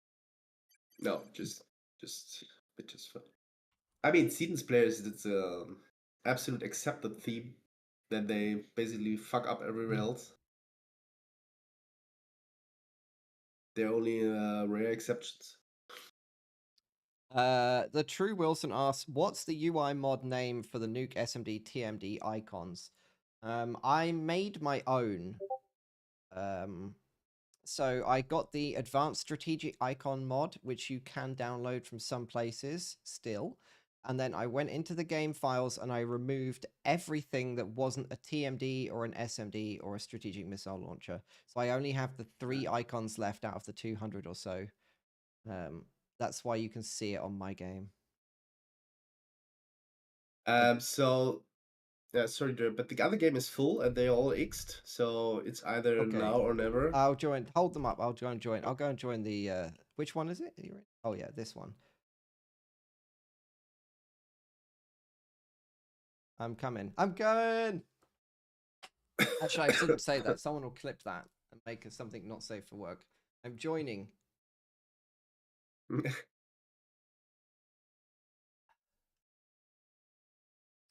Chat settings. Let me resize the chat very slightly. Make it.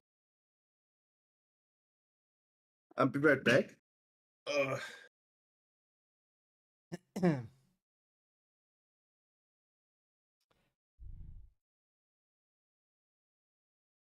We're ready when you are.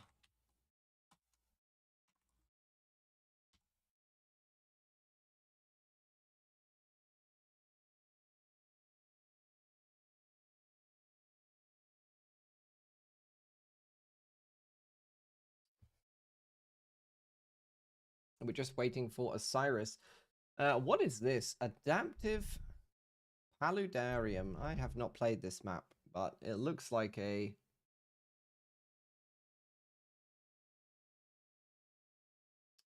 Looks like a Tech 2 Navy win map, to be honest. But what do I know? I will rely on the big-brained people in chat.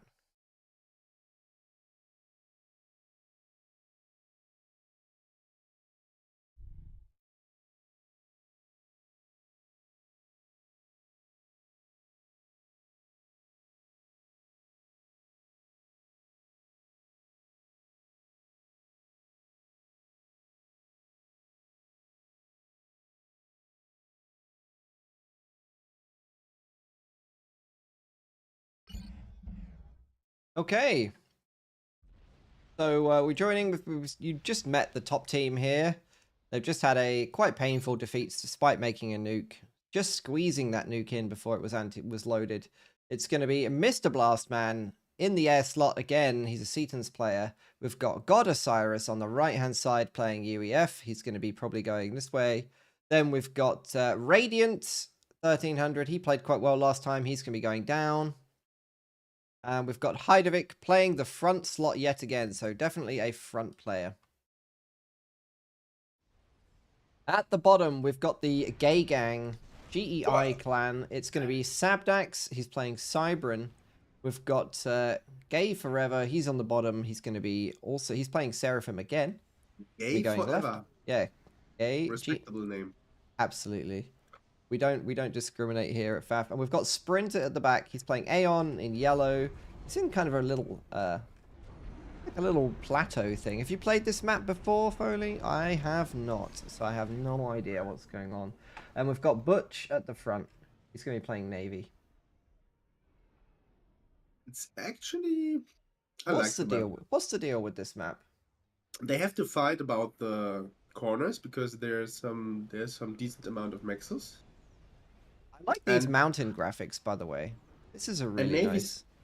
Yeah, actually, it looks really nice. This looks really... pretty good. Who made this map? Whoever made this map, I'm a big fan. This looks like... this looks very Utah-like. Navy will be super important here, because Navy can control everything. Navy can control the bases and the corners. Yeah, you get T2 Navy here, and everything is kind of within range. Yeah. So... I mean, hover is also a nice option, because you have those little island in the middle that prevents Navy from... it basically restricts their movement a little bit, and the map is quite small, so that hover can traverse pretty fast onto the other side. So hover is also a decent option here. Yeah. Do we have hover factions? We have Cybran, UEF, Aaron. Yeah, lots of Cybran on the top team. So, and they're, I mean, Heidrich is Aeon, so I would imagine he blazes since he's front. That makes a lot of sense. There is kind of like these. I mean, if you look at the pathing, you've got these kind of like these like choke points into the naval production here. So it's not going to be super open. Obviously, once you get to Tech 2, they're going to just fire straight over those islands. Yeah, but it still means that like a Cyber Destroyer can't just Yeah, can't just immediately win the a little bit game. more awkwardly. Yeah. So the balance here, much closer, by the way. Much, much closer. Yeah, the map doesn't have that much reclaim. It's actually quite nicely distributed reclaim. Yeah, for the side players, they get the best deal, I think. Yeah, that's what makes it also important to fight about the corners, because there's the most amount of reclaim. We got some transport shenanigans out from Radiance. Drops can work here as well. Yeah, definitely. Definitely, some drops sneaking around the side could do real good. And No, I just like over this. the I ocean. really like this this engineer drop here to steal this. This can be really annoying if you get like a factory up here and a Tech 1 anti-air and a radar. You can be a real annoying piece of garbage with that. Oh, this drop here is also quite nice. It will provide infill. Yeah, this is just really annoying to deal with, and I feel like if you've got something planned and then someone drops on this plateau right next to you and starts making like Zooies and putting them here to bomb your mexes and stuff, it's just going to be super annoying to deal with, and it's going to really kind of put you out of what you wanted to do. We got a bomb this command from Team 1. But actually, those engineers should have made just factory on the bottom left to On the get plateau. the reclaim. Yeah, definitely. Not on the plateau. I mean, the plateau 2 maxes are nice because they can't get raided that easily. Did that bomber pick up the kills? Only got 2 actually.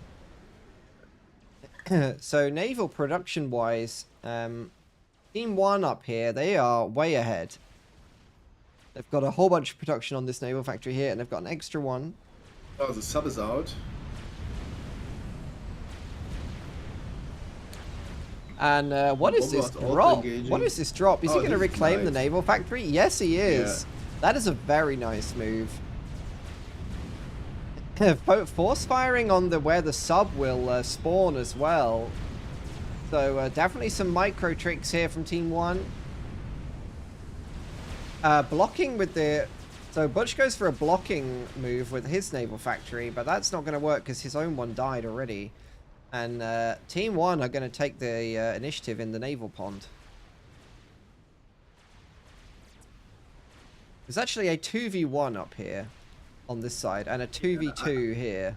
Yeah, I was just thinking what is the best option for the South team now to do something. And actually this is quite undefended, so yeah, push top. Land could be efficient, but I don't see much here. The base is... Yeah, they're actually losing this to... they're actually losing this to some Tech 1 bombers. They managed to lose air and navy here. Navy. Yeah, it's quite punishing for them. They're going to get their navy locked now, so they need to do like a big transition, completely rethink their plan. Probably go all in on hover just to survive, I think. Yeah, the left team didn't make any land units, and South team made a lot of land units, and they didn't capitalize on the land. They didn't get anything done with them. Yeah, that's basically the reason in what state we are right now. Is they're just continue building land factories, so I think go for a kill if they can. Gun being queued at the top. This is a good idea. They can definitely push with that. Yes. That's a good plan. This is the opposite of what they wanted to happen, though. They're getting actually 2v1'd when they were equal. Little build shenanigans tried there with that wall section. what you actually should have done, if you have control and you're not in danger here, you just raid those mexes here with your ACU and then retreat. It's actually the most dense max spot on the map. Yeah. And easily, or not easily, I mean it's quite risky, but... Oh, come around here. Yeah. Oh, there's a drop. I can see Alright. that. More engineer drops from Radiance. He's okay, double gun. Both ACUs are going to have gun. Not sure that's really required, to be honest. One would have been enough. But I mean, a torpedo ACU would that be would able also to work. recover the Ocean as well. So a gun ACU and a torpedo ACU would be very nice on top. The only thing they need then is air.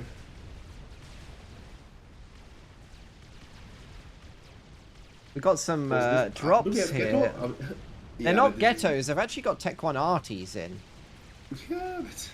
which is kind of confusing. But he's managed to win air with his Tech 1 anti-airs using those. Somehow that happened. Oh... And after getting gunned, Sprinter just stayed still. That's not great. They really needed him to be in the push here with Sabdex.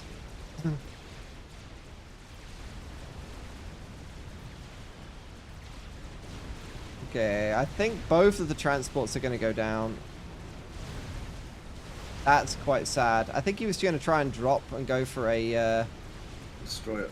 go for the naval yard, but the destroyer is now out, and that means this gun push is probably not going to do very much unless they can get behind here. Yeah, this was not good done, because if they went in with 2 guns, they could have killed the ACU, and when the ACU would have been dead, it would have opened up some confusion for the top team, and that way they could gone on top on land without being killable from Navy and made a lot of damage. But now God Osiris can micro his top units. The other thing is that Forever basically went all in on this spam, but then instead of like using his gun to like try and get a force a kill here, he kind of backed off to help Butch. I feel like he should have just he's got so many units. He's got 26 Zuis. He could have just killed them, I think. Yeah, both ACUs with all those units Yeah, can definitely. absolutely take over the position. And the longer they wait, the more Tech 2 Navy will control the game. Well, And here's winner is the the card. here's the Riptides. So FTX is actually in this tournament. Oh, the Riptide's getting close. But there's not really enough of them. He's making them off of one factory, which isn't not really going to be enough to... Yeah, could have microed a little bit better, but in the end, it was not enough. At the top, we've got the double ACU gun push, but the PD is already queued. I think they might be able to run it over, though. Yeah, If they absolutely. keep going. If they back off... Absolutely. No! Sabdex, don't run away! The time is now, my friend. You have to go. It's time to go. Oh, It's just engineers. Let's go. They can make this work. They can make this work. Oh no, the game's stuck. I mean, it's pretty exciting game right now. Yeah, because we it's have all on to this play house- for. We're going to have double gun versus double gun down here. Let me split. Let me split and we'll keep an eye on it. And then... Oh no, Mr. Blast, man. That's right, he's the air player. It's fine. We don't need an air player. They have to move. Oh, it's so miserable if gun ACU stands still. Heidevick is probably already dead. The double gun ACU managed to get through the engineers and can potentially kill the naval factory HQ. They need to make some unit economy management because they want to prevent the units from getting Killed by the that. blast. Unfortunately, they didn't. We got Corsairs brought in on the top team, and they won't be able to deal with that because the cruiser will deny the inties. Yeah, they are too cautious. They have two. They are 2 gun ACUs close to veteran team. They can do more damage here. Why is Forever Wait. walking back? Why is he hiding? Yeah, they're not. it's so cursed, dude. I feel they could do so much more with that. all three players. There is a triple. There's triple Navy HQs. So they have 3 factories, and they made them all HQs. One of which is idle. This one's making a destroyer. Let me put the map back on. Oh, this is a very smart decision here, because the cruiser is the most. Yeah, the cruiser is vulnerable. Yeah, so killing that off is a good pick. But we need to go and have a look up here. And they can kill now, God the Series. Yeah, kill him! Kill him, guys! Can they see that? Oh, Sprinter, yeah, get him! Oh, okay. They're going after the naval yard. I mean, the naval yard is. I mean, they probably don't know everything, but he is Tech 2 and he is Tech 2, so it's not that crucial.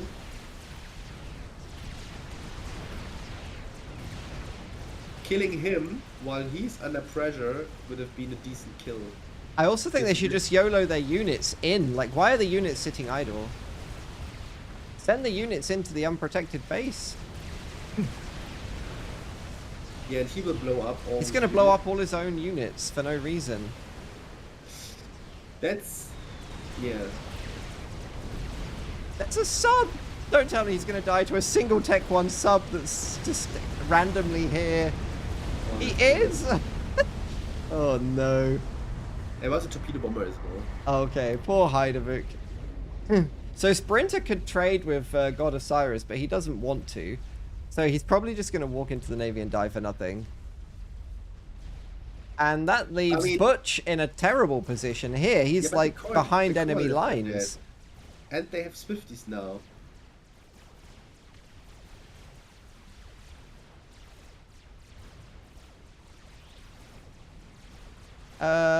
Yeah, they can get back into the Navy here, right? The destroyers are gone. They need to make a torp launcher here, basically, and then they can get back into Navy. Die now. Yeah, but if Silicus, yeah, he's aware.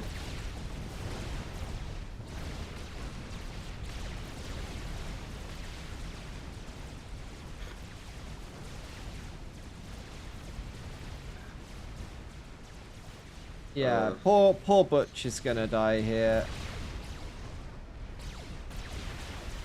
They the half nano. Yeah. Absolute roller coaster. I mean, bottom team could have won so hard right now. And Sprinter is he's just gonna die to the destroyer and the torps, isn't he? Remember they were both here and they could have easily, you know, yes, they could have easily done this and killed poor Osiris, but they chose not to. And when they watch the replay back, they will think upon that decision, I suspect. God Osiris calls an offensive GG, because I don't think he's intending on surrendering. That is BM. Yeah. I think this is huge still, BM. For a lot of players, it's still not known that this is BM. To call it GG is the offensive GG. So they are, or they've got about double the mass. No, they haven't. They haven't got double the mass. They got like 70% more, something like that. 50, 60% more.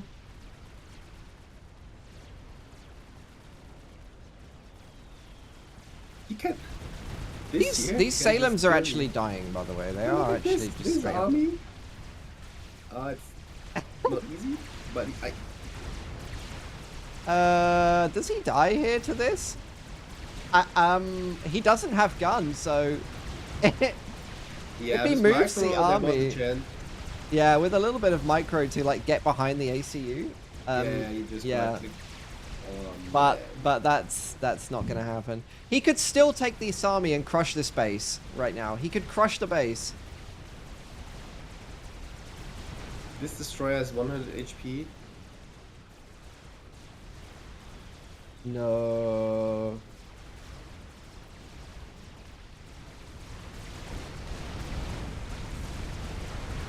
Why the Mantis decided to kill everything except for the Tech 1 PD, I will never know. I do not understand the targeting in this game at all. Poor Forever, I think he's just overwhelmed on APM right now. Yeah, that's understandable. Yeah. That's really hard to do. I mean, he's at 1200. This is probably his first tournament. Yeah, we are not going to be mean to this poor man, you know. No. Absolutely it's not possible. I mean, it would have been the key situation for him would have been to kill 2 ACUs. Yeah, he actually could have done that as well. No chance. It was doable. With a little bit better micro on those units, he could definitely have killed God Osiris. He shouldn't have needed to because his allies should have killed him a long time ago, but he definitely could have done that. These are Yenzines, so they're going to do a fair bit of damage, but this is a half nanocom with that stealth upgrade, isn't it? Yes. So the regen makes that very difficult. And now Team 1's air is going to come into play. And there's just not going to be enough. Why Forever is moving away here from... he's actually got he's got a artillery there. I can't imagine that's gotten value.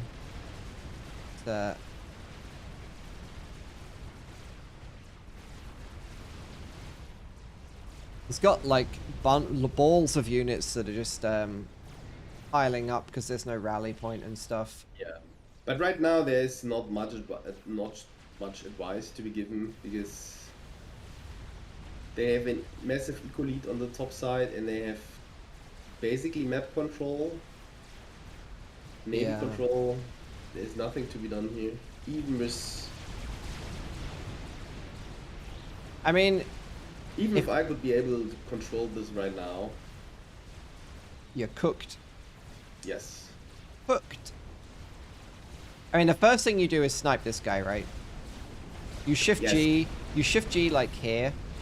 Yes, in this setup, it's value to kill the ACUs because every man down decreases. Okay, he just got a vet. That's brutal.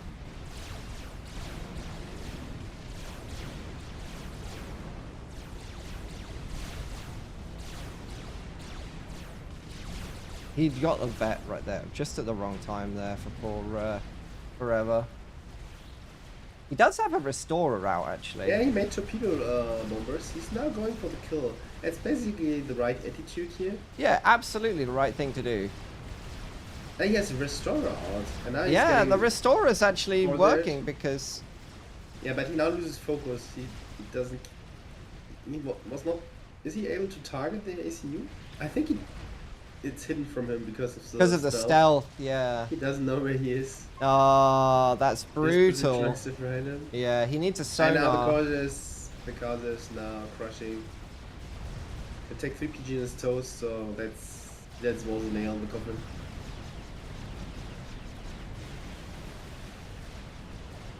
He's gonna lose his second PGen as well.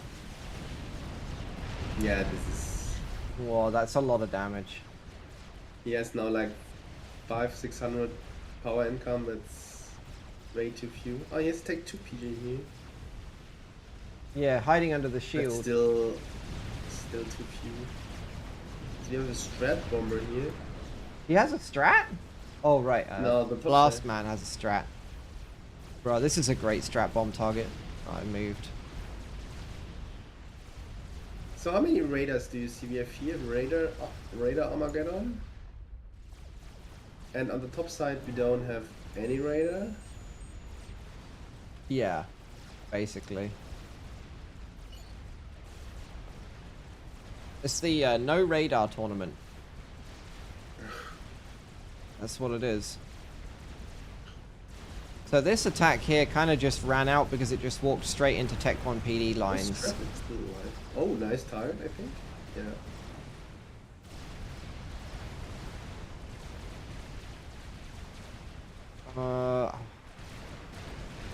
Those restorers walked straight into a cruiser. Come on, Forever, you can do this. I believe in you. He's down 2-1 in mass now. I mean, he has a lot of reclaim to his disposal, so this strat bomber here.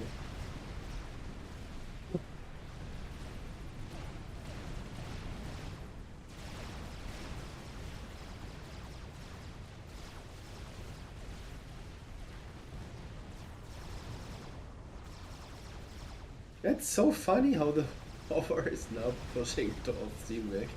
Hover is actually demolishing 3 Tech 2 naval planes. Bruh. I mean, it's quite... Let's go!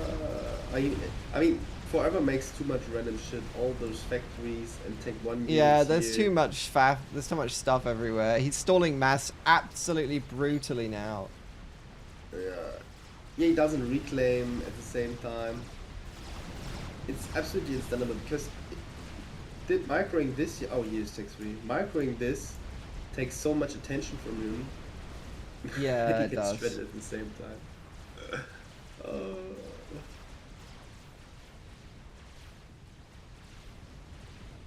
Imagine if he'd gone up to T3 land instead of this trash here and this trash here. He'd gone up to T3 land and he had a couple of Othams push out of the water like this. Yeah, I mean, if the North they miss Marco and made... Or even like this, or like this. Yes, but look at the eco from Mr. Blastman. I yeah, mean, he's... He could have been punished for ecoing too much, but... He wasn't.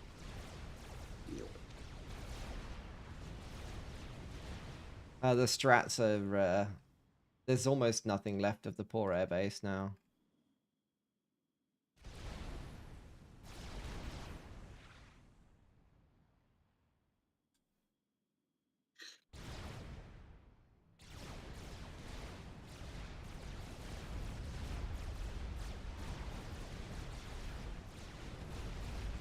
This will be like the 3rd or 4th time Radiance gets dumped down to like half health and doesn't die because he's got stealth.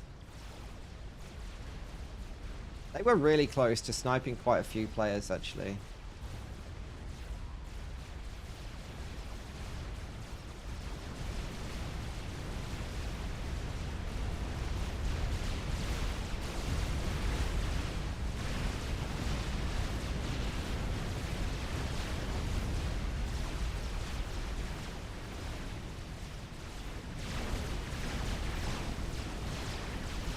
The loyalists are here. And the spamming and the hover actually worked much better than we thought. I think the eco difference now is unassailable for poor Forever. He's tried really hard, but there's strats everywhere. There's Navy in his front. He's got gunships and loyalists pushing on the left. This army on the right isn't really going to do anything anymore. It's all Jova. Not the mechs.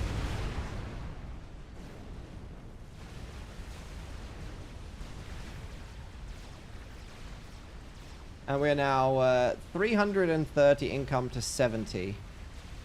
And if we have a look at Forever, he is stalling like crazy. And he calls the GG. Very sensible.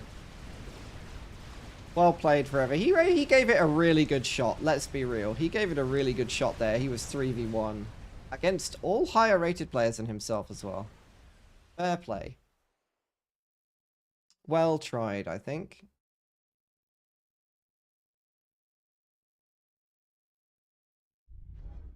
That is going to be a win for Mr. Blastman's team.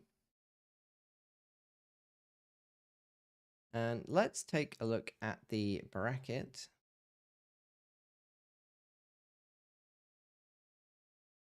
So, Pro Team, White Lotus and Hell Clan already they've gotten the wins so far.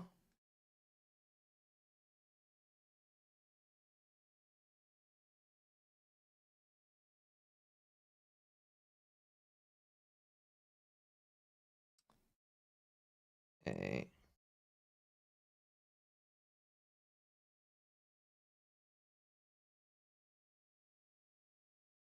We will just wait for the next lobby to be ready.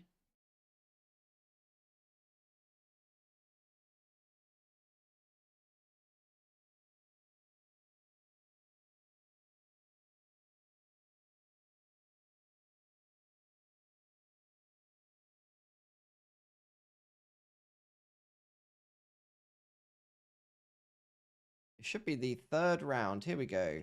Team White Lotus versus Team DPG. And I would like to watch this one because this is the only two teams that we haven't actually seen for a start.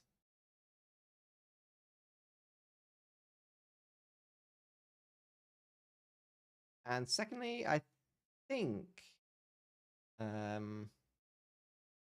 yeah, those two teams are currently leading. So this should be the... Group formed. Group formed. So I will join the observers. Group formed. Group formed. Interestingly, I did actually want to play this tournament, but I was too high rated. Can you believe that? Absolutely, I can't believe it, to be quite honest. I was 1700, too high rated for this, and then I played about 5 games yesterday. I got air every single game and got absolutely demolished, absolutely crushed, straight back into depression again. So Group formed. I'm probably eligible to play now. Thank you everybody on ladder last night who crushed me mercilessly. You're very kind. Group formed. Oh, and whilst I before I forget, I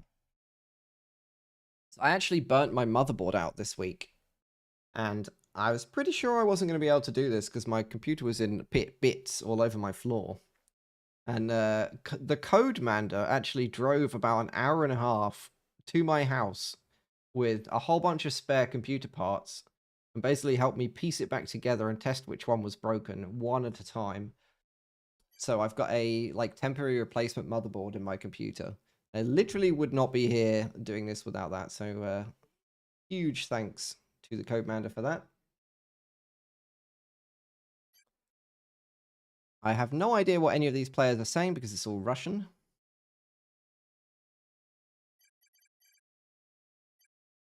I mean, a little bit understandable, but also not to my liking. I think it's also BM. What, all Russian? Yeah, Yo, to use communicate mobile English. language, everyone English, or at least German. I'll just no, we don't do German here. Just okay. I mean, imagine everyone.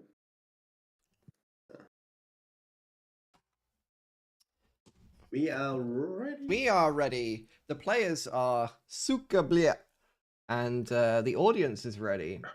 Chat is ready. Ringo.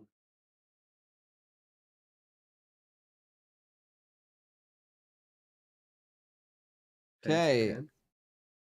So it's going to be on the same map. I have a disconnection screen to Rare Docs. Really? Yes. I loaded the game, but no paper playing action. Somebody disconnected. I mean, I can leave. One of the players already disconnected. Okay. Then we will rejoin. Hold on. Where are the predictions? If you know how to set that up, let me know. I don't know how to do that on the BAF Twitch channel, but I will. Wow.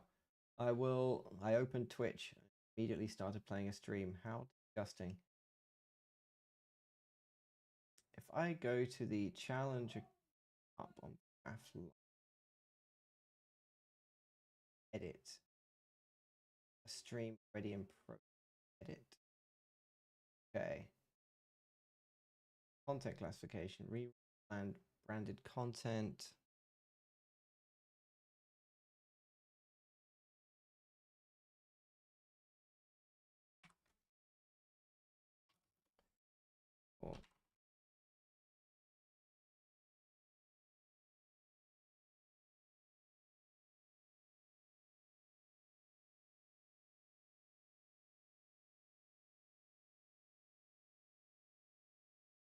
I don't see how to enable. I don't see how to enable that. I don't really use Twitch very much because, believe it or not, YouTube is actually a superior streaming platform. If you're having trouble not getting, so I'm actually streaming in nearly 2K. If you are struggling to get 1440 or whatever your monitor size is, and you can only see 720 on Twitch, if you go to the FAF Live YouTube channel, it will be in 1440 HD. YouTube is actually kind of just a better platform for streaming these days. I know that's kind of cringe, but it's I have the way it is. 1440p on Twitch right now. Sometimes people don't get it though. Last time I was streaming in 1440 HD and Twitch was only offering 720. There's no good reason for that. Group formed.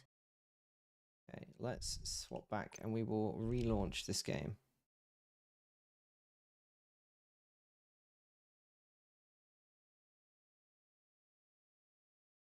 Group formed.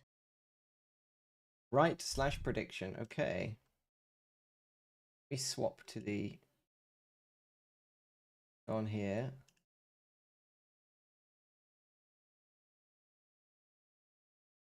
Group formed.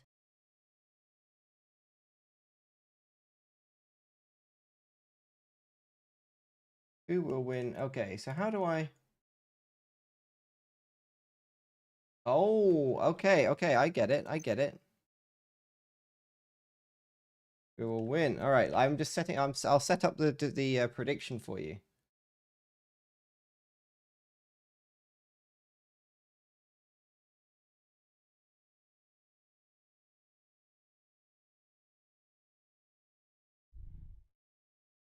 This team is white.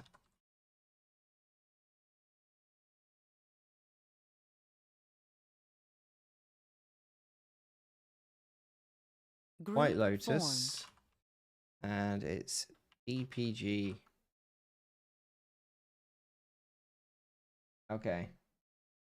All right. Predictions should be active. I just set it up. Don't say I never do anything for you.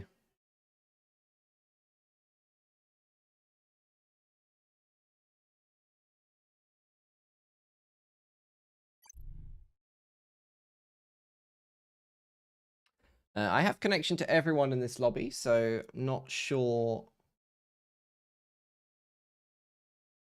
Some of the players can't reach each other. But it does look like we've got a lot of like non-EU ISP based players. So we've got a lot of Russian Federation, we've got Kazakhstan, and we had a Ukraine here as well. So the internet can be slightly less reliable in Group such areas, formed. to put it mildly. There you go. You can use your channel points. And if you can see that the channel point icon is now a mass icon. I made you a little mass icon. Group formed. Enjoy.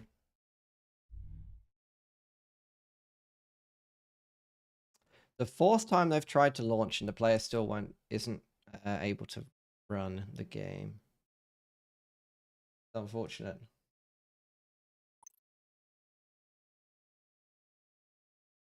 What is the tournament? What's the tournament process if neither team can launch because someone is just not connecting properly? I guess it depends who the person who can't connect is, right? Depends what team they're on. Okay, so predictions are running. Team White Lotus versus Team DPG. Okay. Oh. Okay, everybody's here. There we go. Happy days.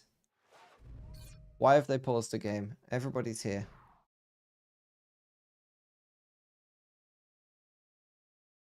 Please.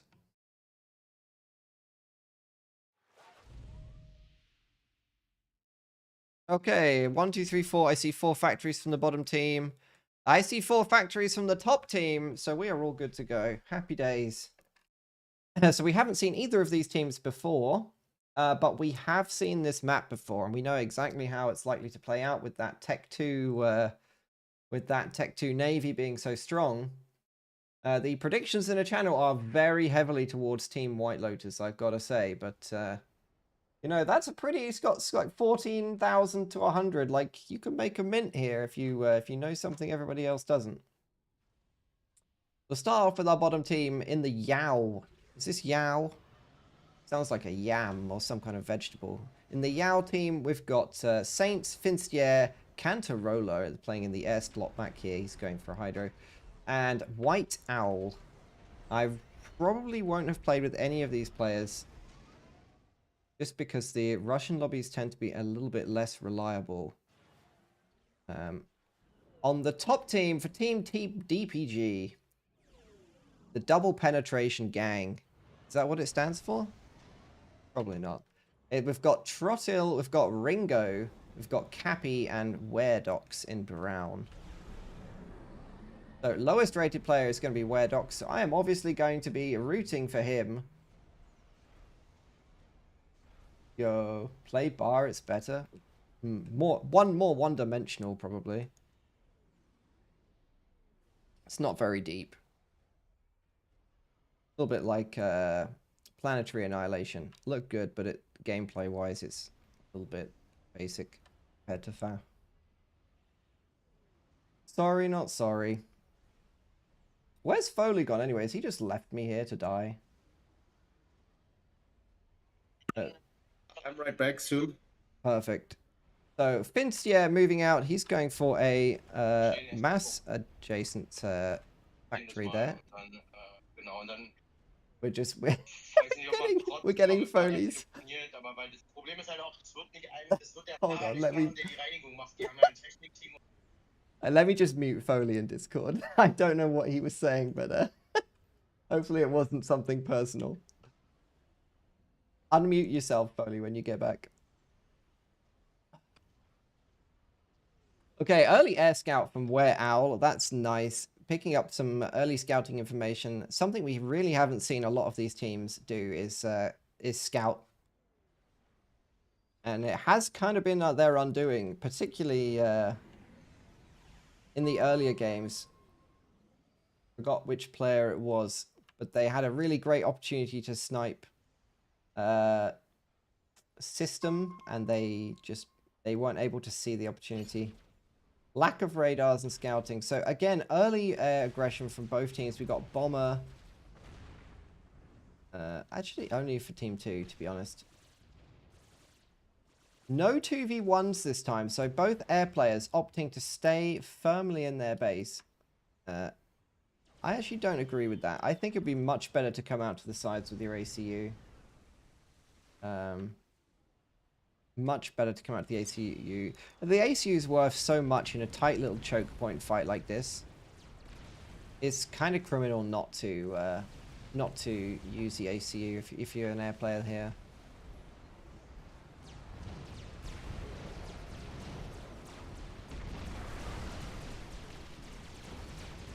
So Trottil gets a nice drop on the plateau here.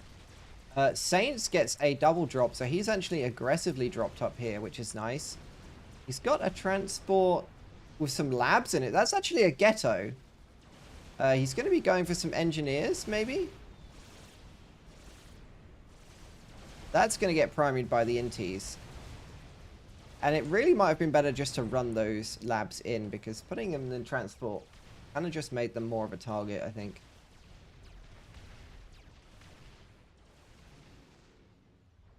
Elsewhere on the map, White Owl moving out with his ACU, actually. He made his naval yard here, and now he's going to be aggressive. That's kind of weird, because I would expect him to maybe get a Torp ACU and then use that to pressure this pond.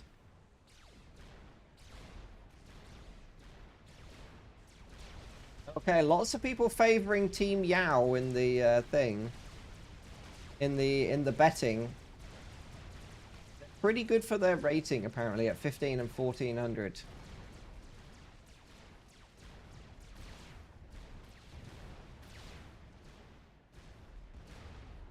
Let me just unmute Foley. Let's see if he's finished his... I have. Hello, He's hello. back. He's back. There we go. Hello, I'm sorry. That's all right. I just thought I'd mute you because I could hear your we could all hear your telephone Yeah, call, I fucked whatever up it was about. my microphone muting. I'm sorry. It's all good. Yeah, it was. I had a little issue on work. So let's go to the game. How's it looking? It's about even. Most people are betting on Team Yao winning. There's a nice drop here from Cantarola. He's aggressively dropped here and taken this with a nice PD with his engineers. So all four of the little plateaus currently with Team Yao. Ah, yeah, that's quite. I mean, they are not raidable, and to have all four is a big win. It is quite a low eco map actually, so extra couple of mexes is pretty big. Finstier, I mean, low eco map. You think? it kind of is. I mean, how many? Look at how many mexes. No. Like this is like. It's huge. Yeah, you have here 5, then you have your core maxes. It's. I mean, look at the density per square meter basically, and then you have a lot of maxes per. I think map. the players have got like 8 mexes each. Or the Yeah, middle that's players true, have. but also the map is not that great, and so it's, in my opinion, not that low eco, and also there's Okay. reclaim. But I mean, but every player can afford. I mean, this is quite low here, but if you have this, you can afford decent Tech 2 Navy, and so you can with this map. I mean, this is like, what is it? 15 maxes? That's not few. Let's That's, have a look. 15 maxes is more than the beach spot on Sleetons has. 13 total. Plus the plateaus if you get them. Yeah, it's absolutely a reasonable amount of maxes. It's not that low eco, and it's 10 by 10, and Seatons is 20 by 20, so it's quite not. So the aggressive Low move eco. here is White Owl, and he's not only raiding with his subs, which is being incredibly annoying here, but he's also got his ACU very close. He's walked basically all the way up to the naval production of his opponent. Here we have deck guns. That's very, very. Let's Nice go! And then under the water again. Yeah, I don't know why he does it, because it's also Maybe just a additional little bit of DPS. A little bit of DPS. It's not a little bit. It's actually quite nice for subs. I think. How much they does it can- do versus the torpedoes? Is it more than the torpedoes? The deck guns, I think they might have even more DPS than the torpedoes. But the problem is they are vulnerable once they raise. So the deck guns have decent DPS. It's not like they have the DPS from a scout. Here we unit go. or so.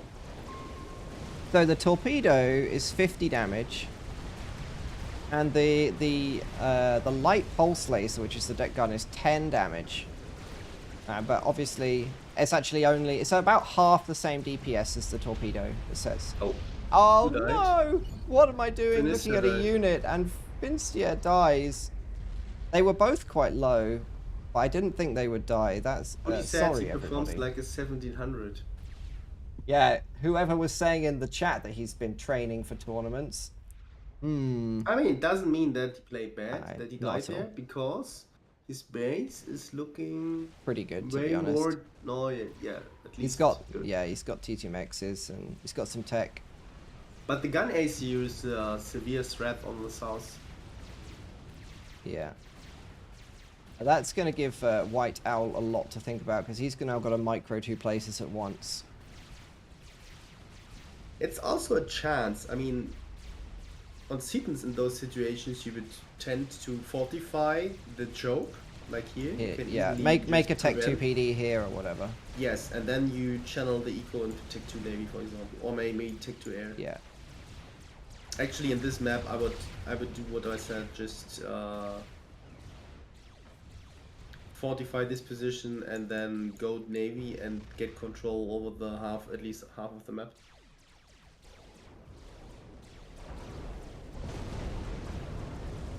So we've got these are Cybran subs versus Seraphim subs right here. But the number advantage is definitely in the Cybran subs' favor. Be careful not to do this. Both ACUs at the top have gun. Ringo has a lot of engineers trying to build PD. He's trying to block the shots there of Saints' ACU. Saints, on the other hand, has more units, so that PD does finish, but immediately eats an overcharge. So Ringo's got more health, but Saints has more units. Interestingly, Troti Ringo actually is brought his on- ACU to the Navy production. Ringo is on unit targeting priority. So if Saints goes ahead, he should win. This is a really nice overcharge opportunity right here. Like, he could have killed him, but it's a clutch decision. Oh, here, deck guns. That's quite nice. I like it. Here, for example, you see Yo, yeah, shred these Zooies. You guys jinxed poor Finster. Oh, there's a drop. Oh, hyping it's him. it's bombs. It's what's it called? Is it Beatles? It's Beatles. It's Beatles! Ah, he's going. He's going. That's so good. I'm just He gonna should watch go here in. because hold on. Hold on, it's the Beatles. And they only make I think 1050 damage, so that's not enough. Or it's barely enough to win. No, it's actually right now. Weredox is gonna die here. I don't know what he was doing, but he's gonna wait till his own army is there and blow up them both. That's very sad. Oh. Weredox Ah, he's not- dies, which he's evens not out the going for bottom. AC. I think he could have killed the ACU there. 1.5k. Yes, he could have killed the ACU.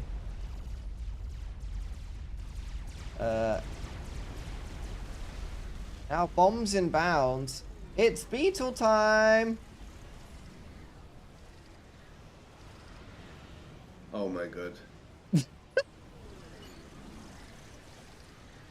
I think he can kill both with. Yes, that's right. Very nice. He basically killed Yeah, that every was T2 value. mechs. Let's Yeah. go. Very, very nice. I still feel like killing the ACU might have been better, but Yeah, absolutely. This would have opened up a further ACU and unit push over there. So that would have been the strategic decision in my opinion. But it was also good. It was basically the more careful, still reasonable decision. so this is why Troti's brought his ACU to the front. He's going for a Torp ACU, and it looks like he wasn't listening to chat earlier when they were saying that the gun has no effect on the torpedo range because he got guns specifically for it, by the looks of things. We have actually a torpedo ACU here on the field. Yeah. With gun, because he thinks it makes the range we already longer. busted the range theory, so Yeah.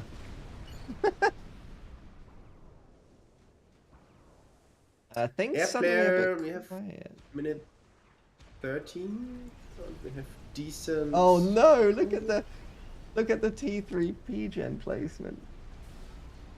Oh. Yeah. It's cruelty First. to humanity. So Yeah. the top air player looks better than the south one, but the south one has the additional 2 maxes here, which is huge. Oh yeah, on the plateau because he dropped it. Yeah.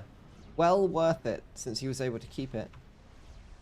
Kind of wish that Troti would be a little bit more aggressive with his Ace Torp ACU, but Yeah, it's actually a quite high 'Cause- value part. it's once there's a few more units and destroyers, it's not going to be so good. Yeah, without any other upgrades, I think 3 Cyber Destroyers are already very Yeah. dangerous. And here for 10k HP ACU, take 1.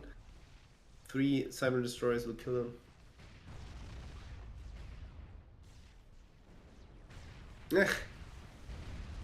But it's basically correct. They have 4 destroyers. That's enough to. Actually, they should get out on top here because then they avoid this ACU. Him retreating here is not good. Yes.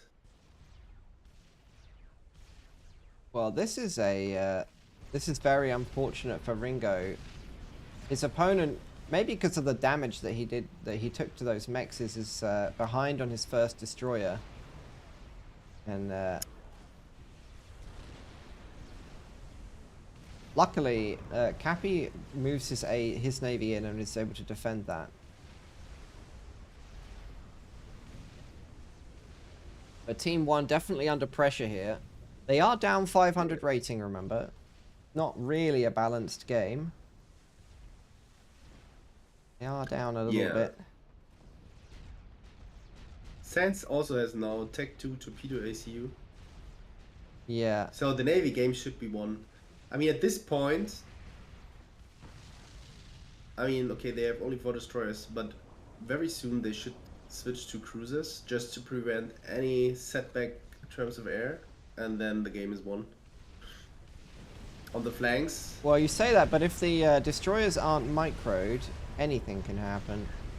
Nah, not really, because the production of the South team is way bigger than the North team. Even if they fuck up some micro, they still. Oh, Saints actually has this mermaid. Yeah. Very strong mermaids. Yeah, and he has a Tech 2 Torpedo ACU there. So if those commanders don't pull up some nasty overcharges, which is an option there. This destroyer being alive on 200 health is a crime, by the way. That is a crime. I Ringo will OC. He will OC the. Yeah, he killed the 200 Yeah. HP.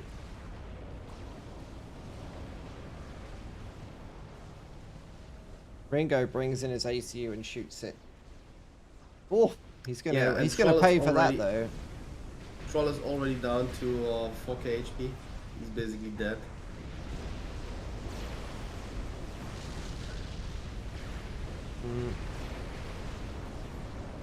Oh, he got a wet.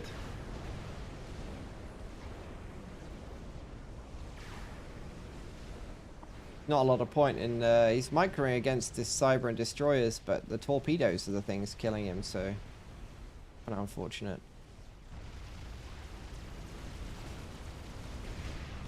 It's a shame that all these destroyers are basically low health at the same time.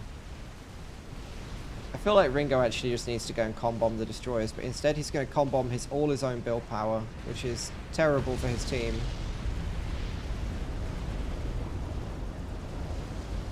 There's a TML from Saints as well. A man after my own heart, look. It's the sound of Does it have inevitability. decent range? I think the range is pretty limited. Oh, it's not. He's killing 2 maxes. Okay.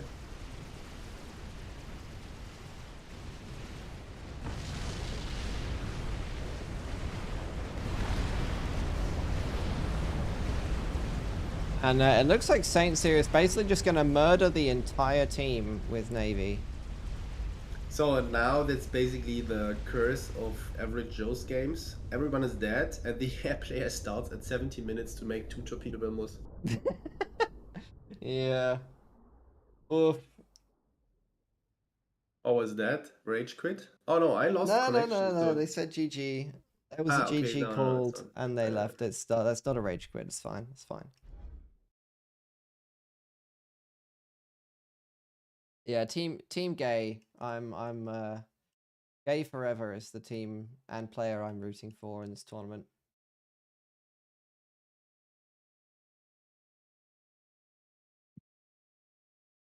Team Pro versus Team White Lotus.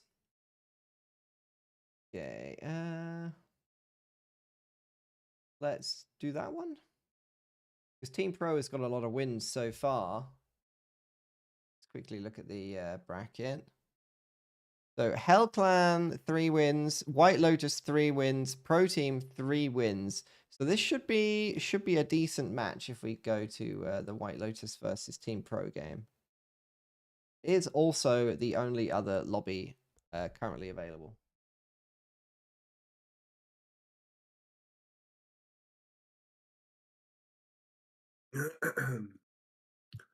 So that's a new map. So we are quite water heavy. Yeah, there's been a terms- lot of Navy on this Group tournament. formed. A lot of Navy. Oh, this Group map is in the formed. 4v4 pool. That's been for a while, right? I've played this map lots of times. Okay, let me join the observe. Yo, Foley, you're unbalancing the game. Illegal.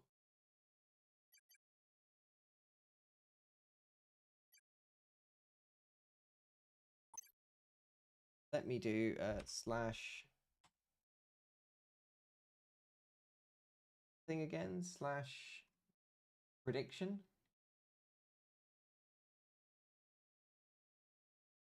Team White Lotus, 99%.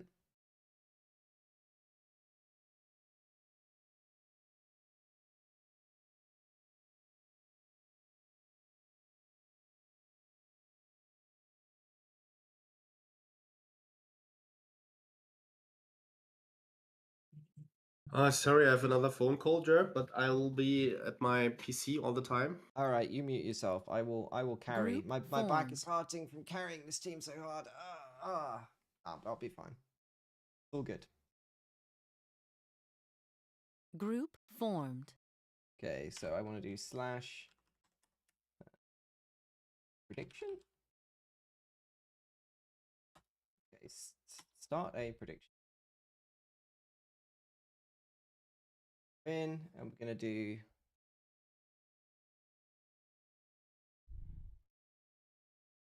Team Pro.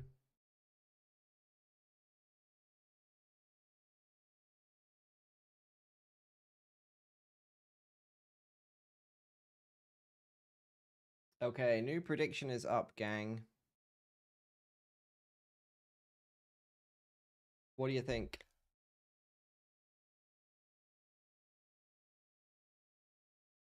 Is it the Russian Yao gang, or is it going to be Team Pro, mostly from Europe?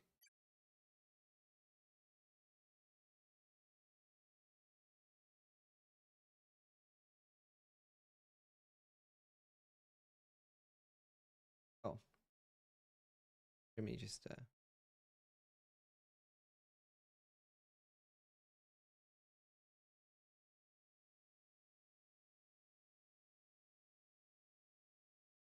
there we go. It's on Infernal Lake.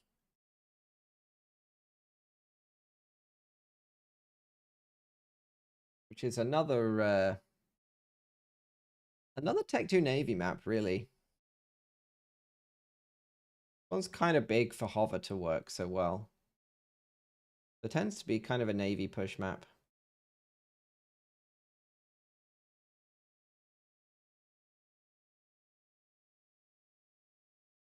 I find out who we're waiting for.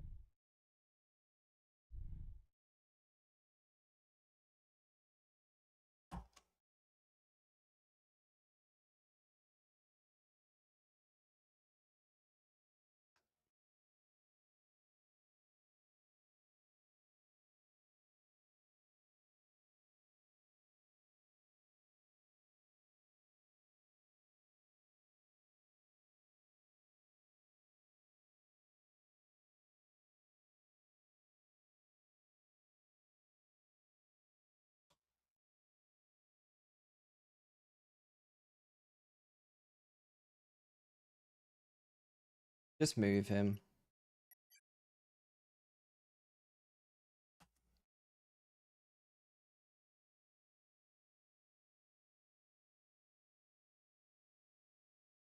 Group formed.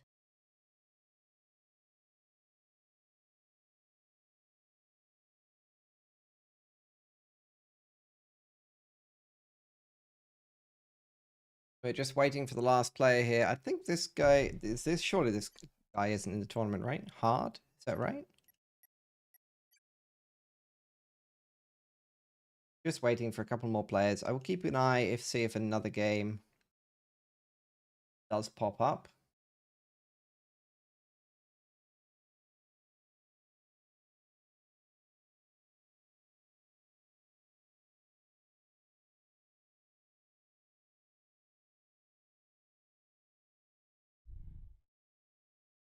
Group formed.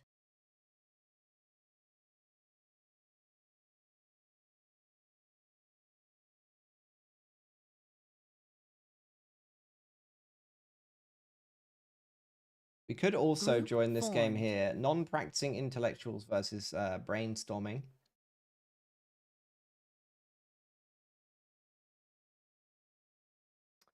And there's DPG versus Hell down there. So we could also catch that one.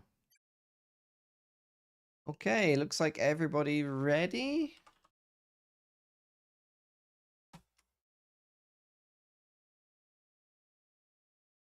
Oh, how do I change that link? I could drop it manually.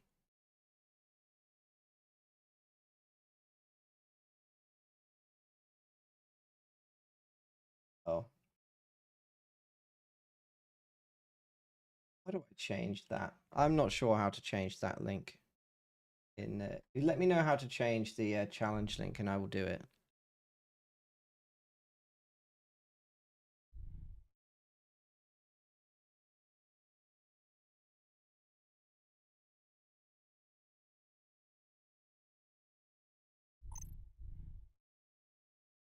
Yeah, it is normally played top versus bottom on this map. Especially in 4v4.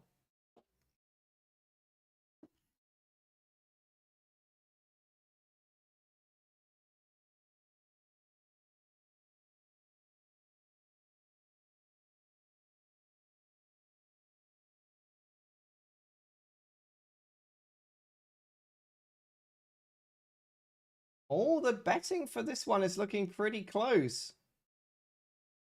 Looking much closer than the last game.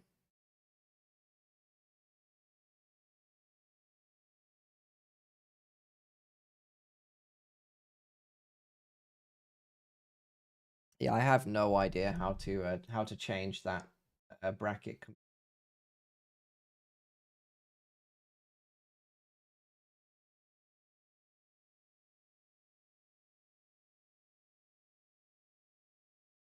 We should be good to go. We're just waiting for Saints to ready up. They are picking their positions, so Saints is going to be in a land spot. Adam here is going to be in a navy slot, and we're going to have Cantarola versus Strife in air.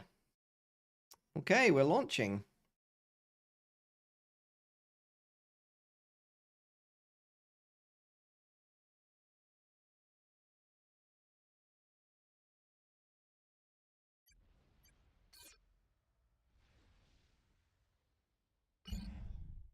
Sounds quiet, but then when I zoom in, it gets very loud.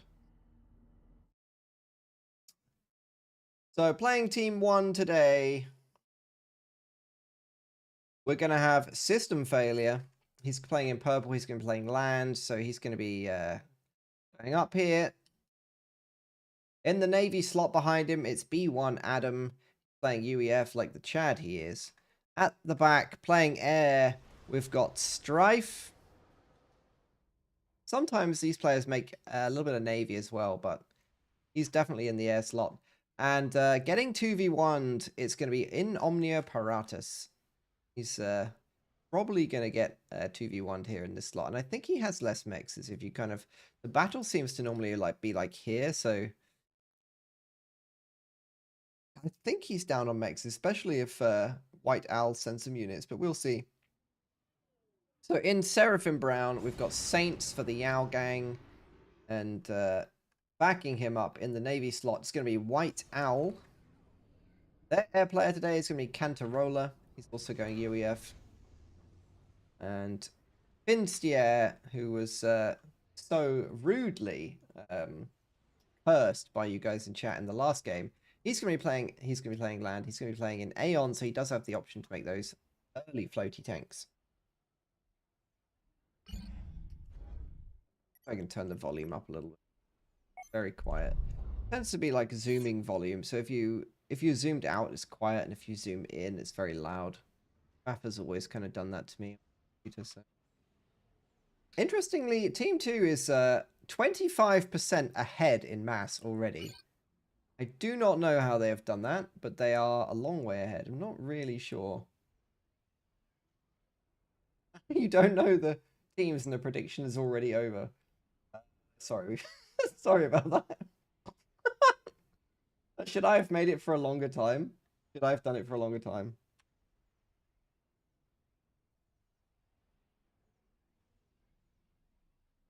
It was White Lotus versus Team Pro, and it's 60-40 the betting towards White Lotus, okay?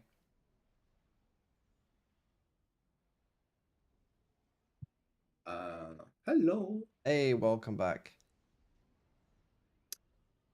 Okay, so top island belongs to the left player side. Okay, but Yeah, we're playing top versus bottom like this. Hmm. This is Isn't it like team this? 1 and this is team 2. Okay. Ah no, it's like this. Ah. Yeah, I it see. is. Yeah. I see. Ah, so they contest the island masses. Okay, no, the land masses. Mm-hmm. Okay. Mm-hmm. And then this island gets raided every 5 seconds, but it actually is quite hard to hit with frigates, so...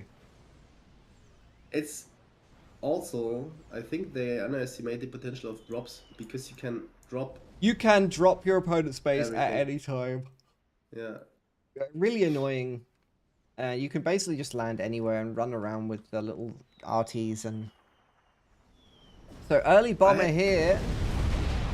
For B1 yeah. Adam, that's going to do a lot of damage onto poor Finstier. He does have an inti. Oh, that was a lucky inti that went from the factory right at the perfect time. Ah, here's another bomber. Those 4 NGs at the factory are very valuable. Yeah, you get the power as well. Where are you going? No! Nah, he doesn't have intel probably. There's a scout. He doesn't see it. He's going after a tank. He targeted that one Aurora.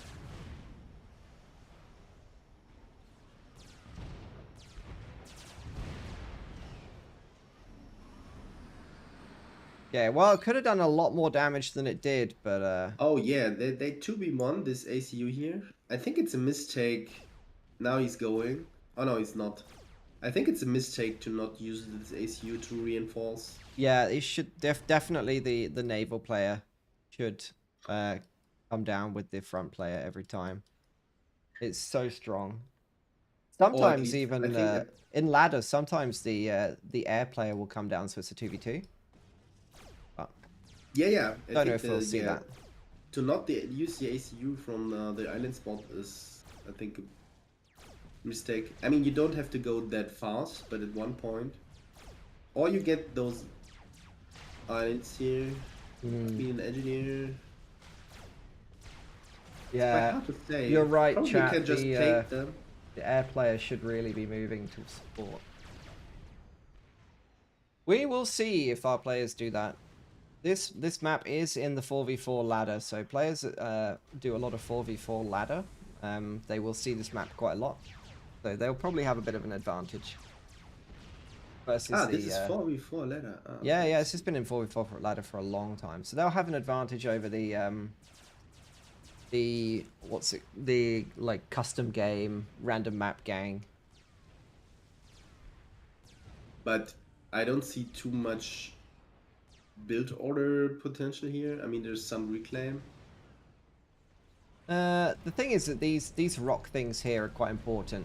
You want to send like an early engineer to these, and you can actually live off of this for quite a long time if you see that. So the bottom team is a not experienced team. Controversial statement, but we'll allow it.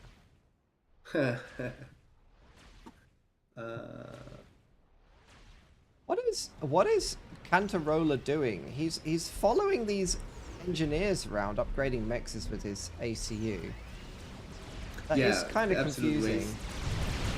Meanwhile, his ally here is like fighting for his goddamn life. Yeah. Like, it's an absolute waste of willpower. Team, 2v1. Ping. This, if I was in the game, I'd be getting spam pinged so hard right now.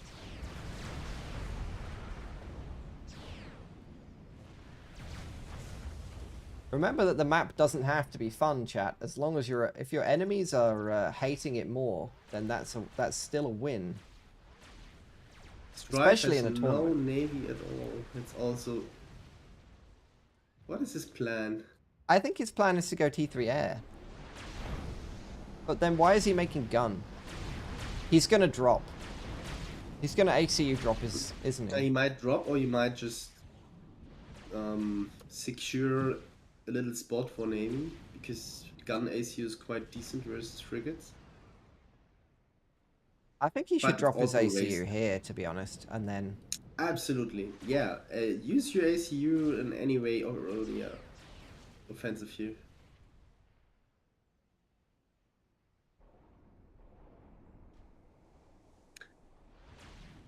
Your observer tool is so nice. You see the upgrades on the screen. Yeah, it's good, isn't it?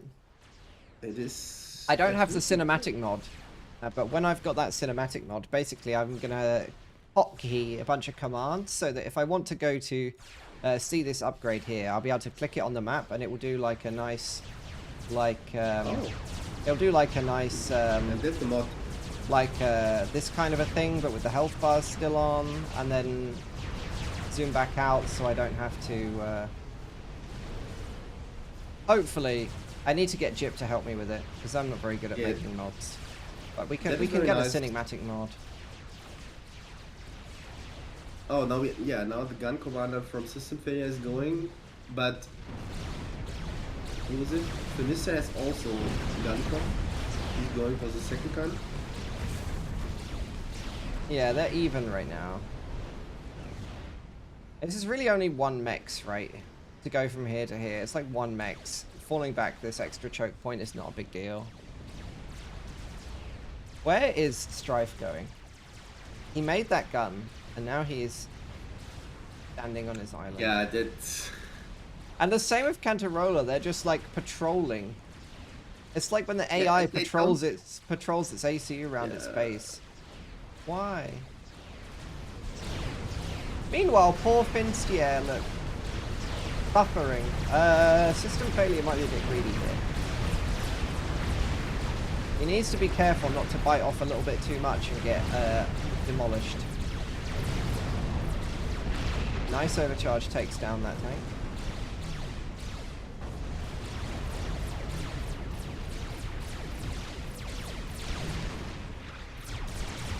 Bit of a shame that those early tanks were wasted there.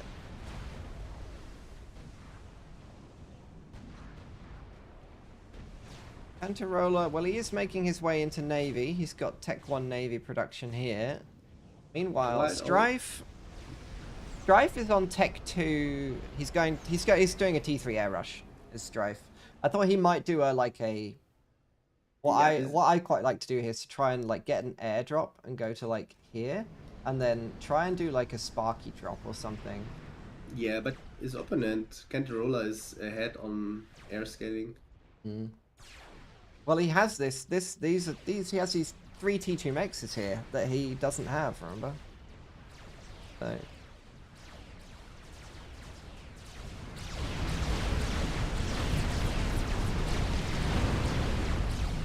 So Adam here has got T2 engineering. He's going to be spamming Tech 1 PD. Oh, he's going to be low. Don't do that. Yeah, he has to raise. Don't let them primary you. Oh no. Is he close? He's close to a vet. He can overcharge the Rhino. Could go for a draw. The draw is very close. It's a draw. And Adam is extremely lucky to survive that, honestly. He was so close to the double overlapping explosion.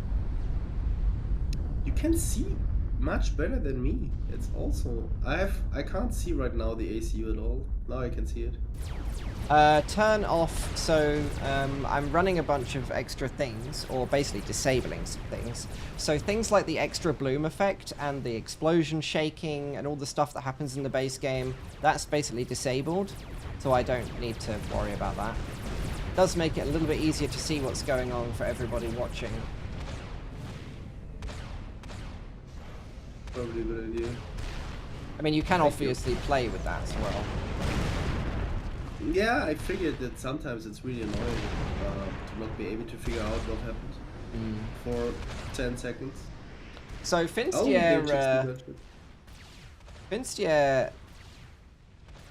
traded with System Failure there. So he did trade with the highest rated player. Yeah, the gunships will kill him here now. But yeah, definitely he's got no anti-air at all, does he? Yeah, those 2 gunships will kill him. He's so low Like- already. No He has matter no. what. He has 0 flax. He has no flax at all. So the gunships are Yeah. gonna kill him for sure. He's Commander just under noticed. attack. He's working on a 100% flag. dead. He's working on a flag, but what is he doing?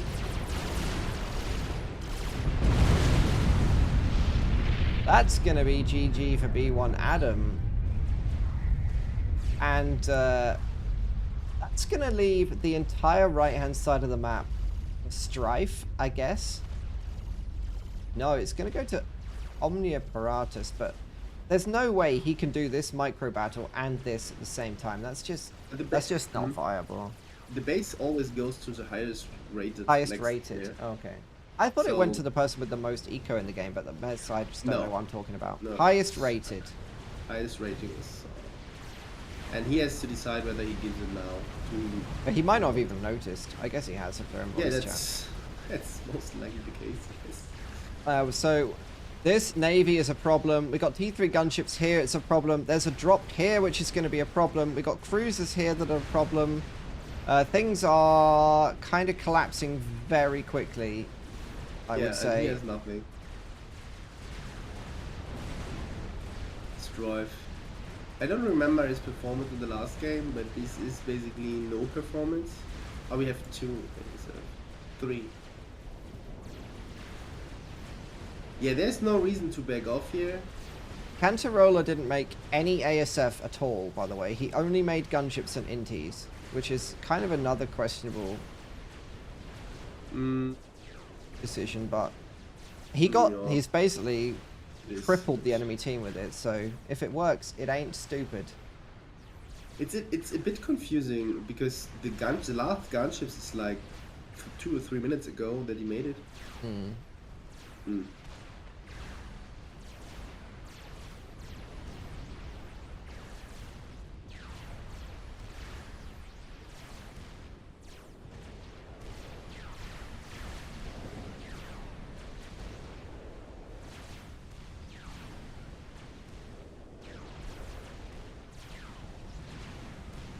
Looks like White Owl is going to kind of crush the naval production here as well. He's got 3 Exodus. And the UEF, there's no way he can micro all these destroyers at the same time as do this. His front position has collapsed. And this drop turned out to be really annoying. We've got the great walls of one power here. He made 4 Tech 2 land HQs. No! Oh no. I think That- they make well. Well, that's fine because if he loses Yeah. this next one, it's not going to be bad, right? Yeah, it's pretty cautious. He's decision. overflowing mass. Oh. I feel like he just needed to give some stuff away.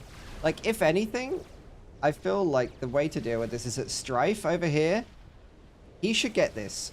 And then just give Strife's old base to Omniparatus, and he can do this. And then this is like manageable, and this is manageable, right?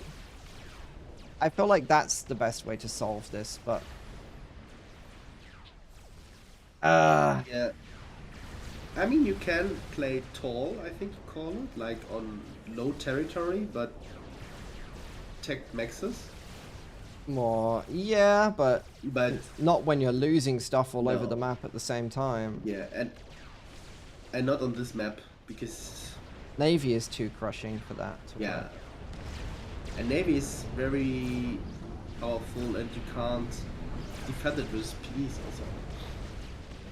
Is this a TML? It is. Yes. Boop. Mech's crushed.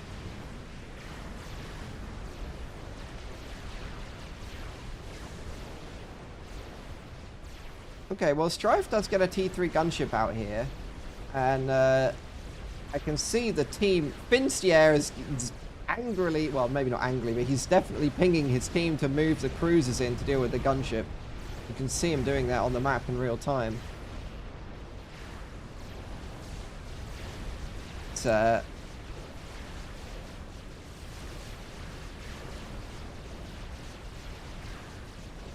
I feel that they just needed to split the bases up into 2 manageable areas. That would have been so much easier. If you do play with me on ladder, I will often give away my base, my home derp base, to somebody in order to take a corner that's got issues. I think that is the optimum decision in a lot of cases with FAF. Yeah, it's absolutely a quite good decision. I mean, it depends on the basis, because it's always an issue to take over a base you didn't build yourself, because then you don't know. Don't remember where everything is, you know. Yeah, and what you have and what you don't have.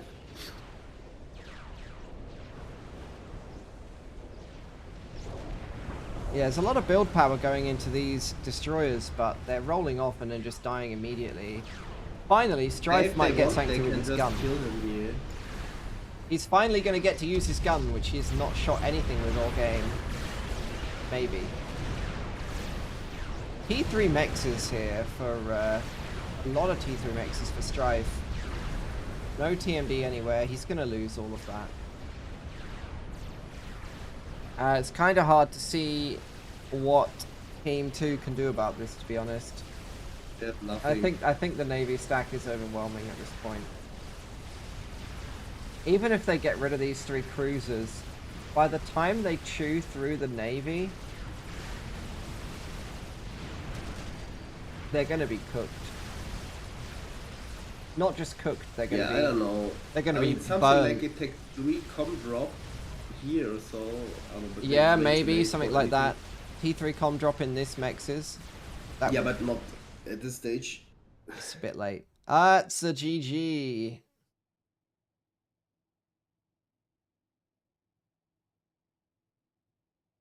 Yay.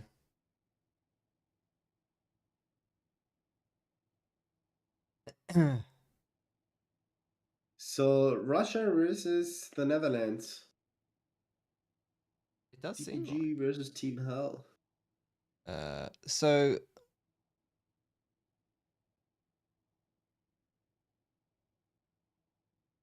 Guile has a family to take care of.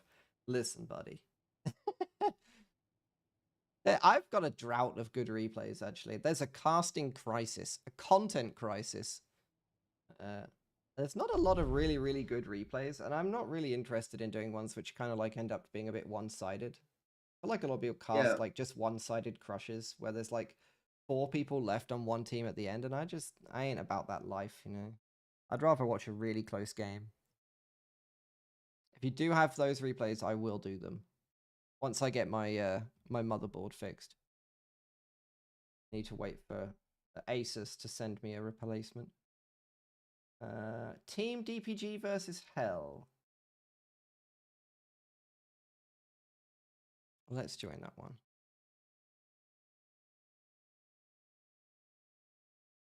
It will be on the same map, so we'll see if they're how they play it a little bit differently.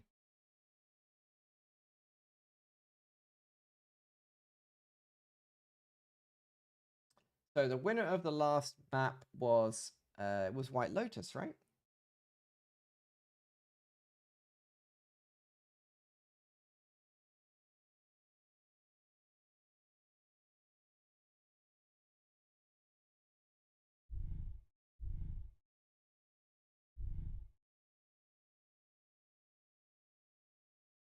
Do the game.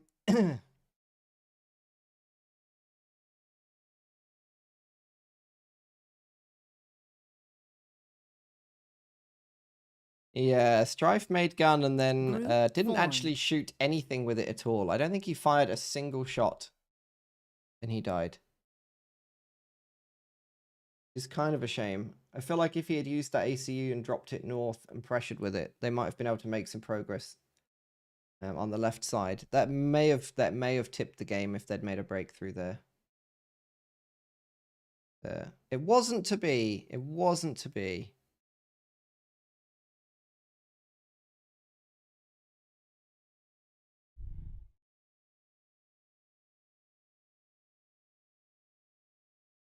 All your replays are good for content, Bully? Not if they're one-sided, though.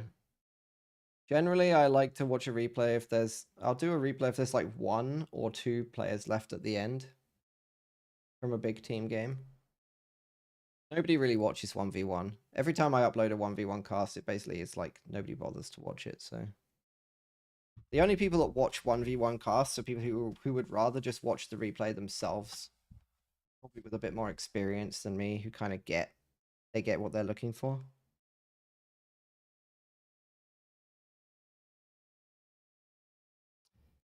Yeah, Hell Clan basically play exclusively large Navy eco maps in their team. They do like a Hell Clan night every night. I see them hosting the games on like a Thursday. They always play large Navy eco maps. So it is kind of their home territory if you want to see it like that.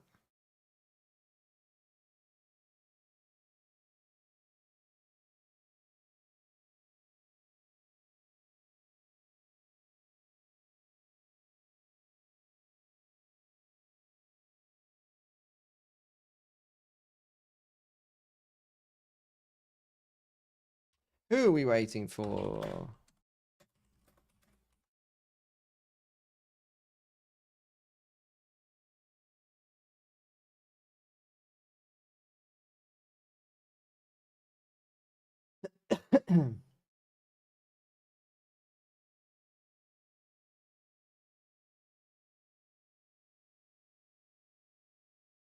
All four of them eating? What, like together? Do they just communally sit on the...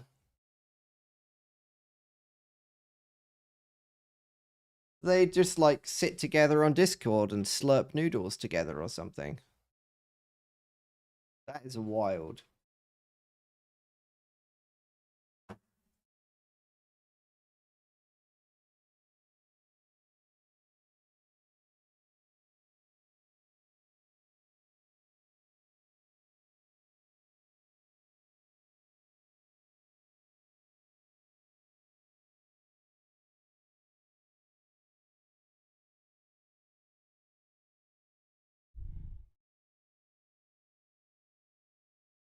Of course, if we were playing this like 10, 15 years ago, everyone would be around a little CRT monitor in a room, having not slept for 2 days. Powered by nothing but Mountain Dew and Pepsi, probably. Yeah. But people just get to... But Mountain Dew isn't that American? Yeah, it is. We don't have this here on the continental Europe. No, probably because it's got like, it violates all of our health requirements. I see it on the picture right now. It's probably multiple E's and whatever. It's probably like violates 1 million EU health requirements. It's got like plutonium in it or something wrong with it. Yeah, it looks like it. Yeah, And Americans are like, oh yeah, this is really good. Delicious. Oh, you can order. No, you can't. Can I? Which team was it? White Lotus or Team Pro that won the last game? White Owl's team won. White Owl. Is that Team Pro or White Lotus? I don't know, but let me have a look. White Owl check? is team. I do right now. Wait. White Owls, White Lotuses. The average is White Lotus, yeah? White Lotus won the last game. Perfect. I want to make sure I don't mess up everybody's points because they get really sensitive about their mass points gambling.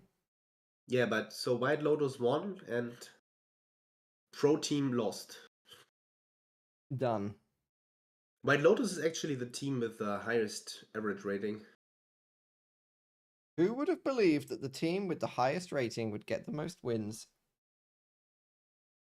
Let's quickly check the bracket. But Pro Team is very short behind. So White Lotus 4-0, 5-0 actually.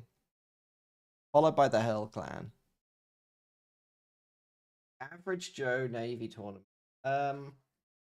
Yeah, I can see that. There is actually some non-Navy maps. But we haven't. do you have the link for me for the tournament? I like the word. The scoreboard. Yeah, Where it's is it? it's actually in the chat. Hold on. V4 Here's the mine bracket. 5 I have it. V4 I mine have it. 5L is the code. I'll drop I it in have the it. chat. So I don't know how you command that to be the bracket, but that's what it is. There is a land map. free agents already lost 7 times. Ouch. That's basically what happened to me in my first tournament.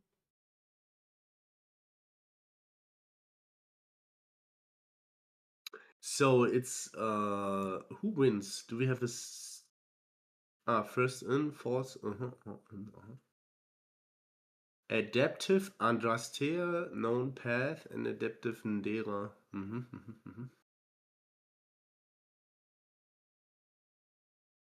We had flat screens. No, you didn't have flat screens. I don't believe it. I probably have a flat screen on my desk that's 15 years old here, so you're probably right. Don't judge me too harshly.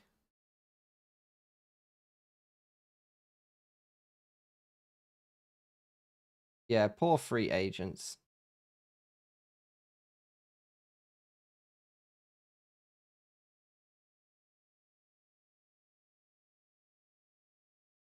Imagine eating instead of just playing FAF for 8 hours straight. What kind of a casual would do that? But they know that FAF is more important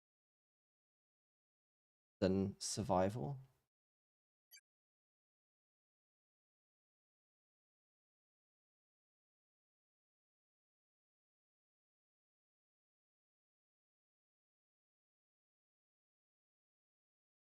Well, if they're kind of faffing, I'm going to keep an eye out for another game. Group formed. Oh. Oh. We have movement. I think someone joined. There's no. He's too high rated to be a player. Yeah. Kick him. Kick.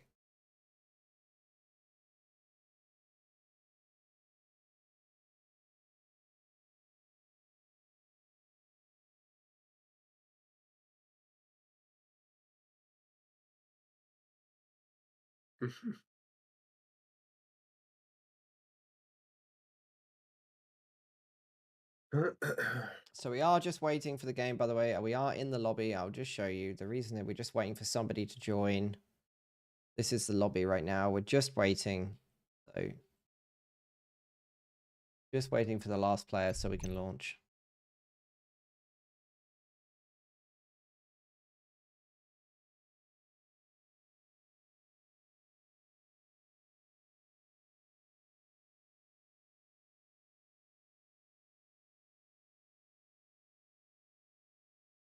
They're ordering their food. Personally, I like the duck pancakes. If I'm going to order something, it's probably going to be duck pancakes. But not very easy to make and eat a duck pancake whilst also playing FAF, to be quite honest. Group formed.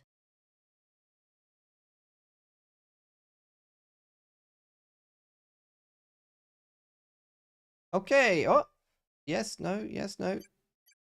Okay, we have the last. There he is. All right, buddy. You don't need to give us all eye cancer.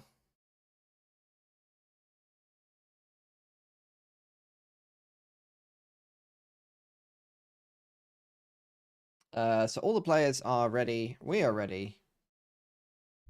And oh, I should do the gambling. Let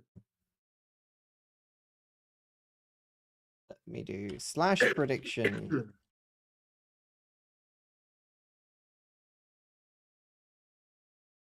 Start a new prediction. Who's gonna win? Got DPG, the double penetration gang, or we've got the Hell gang. And it's very easy to know which one because they've got it in their names. So on the bottom team in the double penetration gang, we've got Trottil, we've got Cappy, we've got Ringo in a... He's opting to play Cyber in front for this kind of push-up like this. And we've got Weredox, who played quite well actually last time, I think. in UEF, he's going to be defending this left-hand side. Now, in the Hell Clan and Hell Clan plus Ferv and Karim, we've got Eskimo Noob. He's going to be in the air slot here. We've got Ferv on land, opting for his favorite UEF. We've got Chaos Fire here. He's going to be in the Cyan Seraphim. Probably making, well, Seraphim for Navy, which is pretty sensible choice. And also Seraphim for Karim here.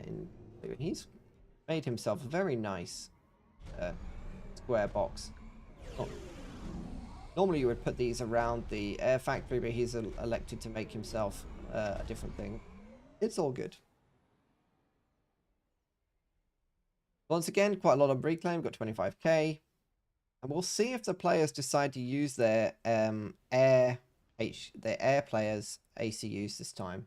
What's kind of a flaw in the last two players' plans is that they really didn't use the ACU at all from the air players.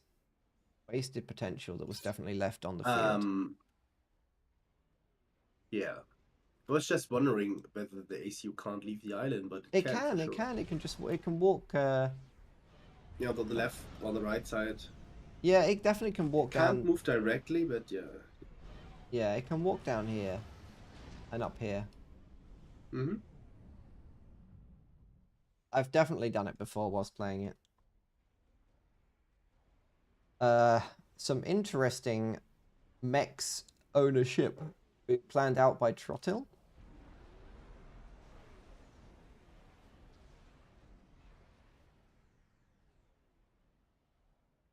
Yeah, basically the bottom side is supposed to take at least all over this two ACUs. They need to at least get there. At least get to this.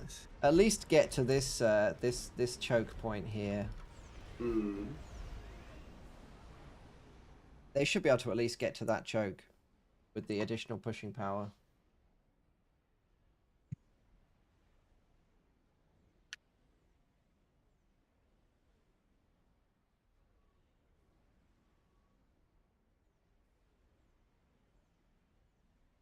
Okay, so first scout out for Cappy. He's set a patrol route to scout everybody's paths. You don't see that very often, to be honest, to use a patrol command for that kind of a thing.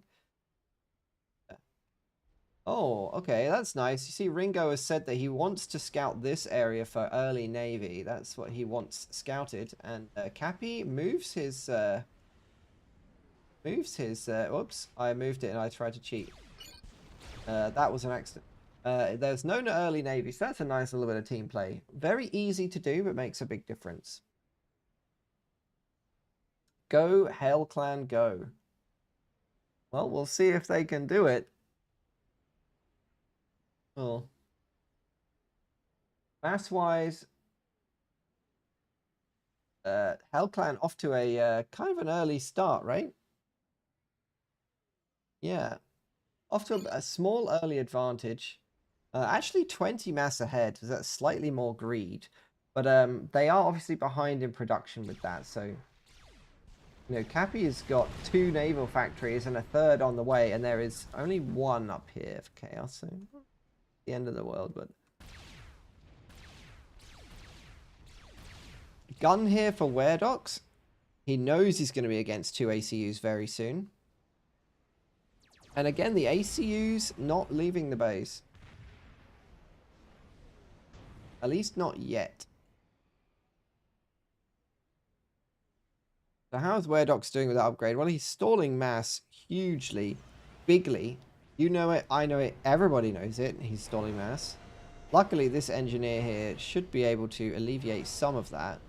But it's going to instead cause a E-stall, I think.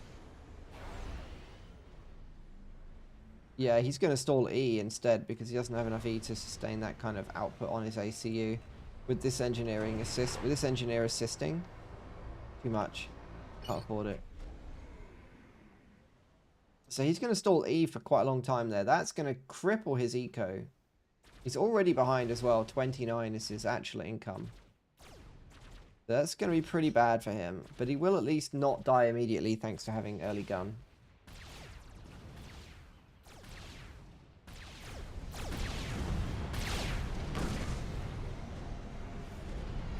Some very early kills there. It's nice for him. He's being sent energy by his allies, actually, which is nice. So Hell Clan definitely with the a disadvantage in team play, maybe there. Or at least we don't see it. Double penetration gang, scouting for their team, sending energy. All the things you would want to see. We have no air for the bottom team on the island. And a quite fast forward air player on the top team. Yeah, just making Tech 2 air right now. Yeah, but on the bottom team he doesn't even have an air factory. Ooh. Ooh. Okay. No navy factory, so I don't know what the plan. Oh, now he's. He does have it set up. here, Yeah, he just made it. but it's not adjacent to anything, and it's. I feel like he's made that to try and keep it away from the mexes, but I'm not sure why you would do that. He's probably building E so that he can afford the Tech 2 upgrade, but he can already afford it, and he's going to overflow mass in a minute, so he probably should start T2 now. Especially with his opponent already pumping out T2 engineers, and probably queuing T3 very soon.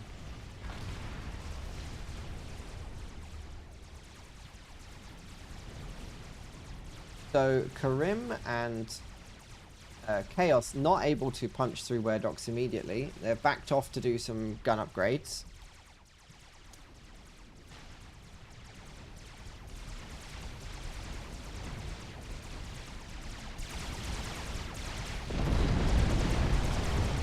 Mantis gang on the right hand side. What's this? Ferv's dropping more engineers. Can you afford that, Ferv? Not for long, but I think you've got enough in storage to make it happen. That's quite a quick gun upgrade there. Gonna finish it just in time, I think. Very small stall. There we go.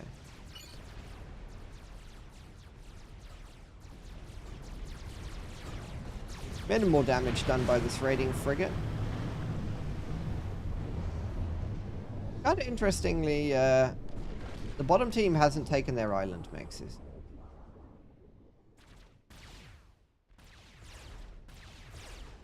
Not sure why he's not opting. I mean, he's supposed to. I guess he wants to distance build a factory, but just hasn't gotten round to that. So quite unfortunate. Maybe he doesn't realize. Surely he doesn't realize that you can't walk up there. This is a cliff. You have to distance build this or drop it. That's quite a big loss, actually. Those 3 mexes for quite a while is quite painful. It's going to put him behind. So mex-wise, Trotty is quite a long way behind his air opponent. Just got a lot less mexes. Another surfaced sub. So it turns out the Seraphim subs, and that one was upgrading. That was like a 70% mex as well, so that's painful. Werdox is in trouble here.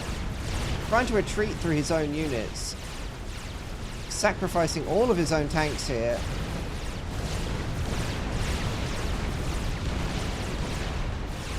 Needs to rush a PD or something.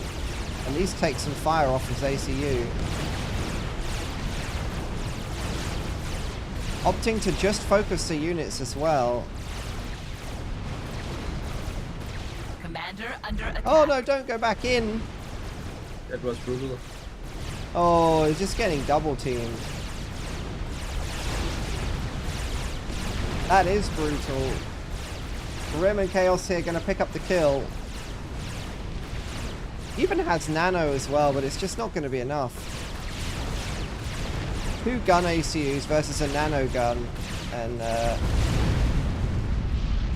it's all she wrote for Werdox. If only this ACU had been doing something useful instead of being AFK in a PGen field. We will never know what could have happened.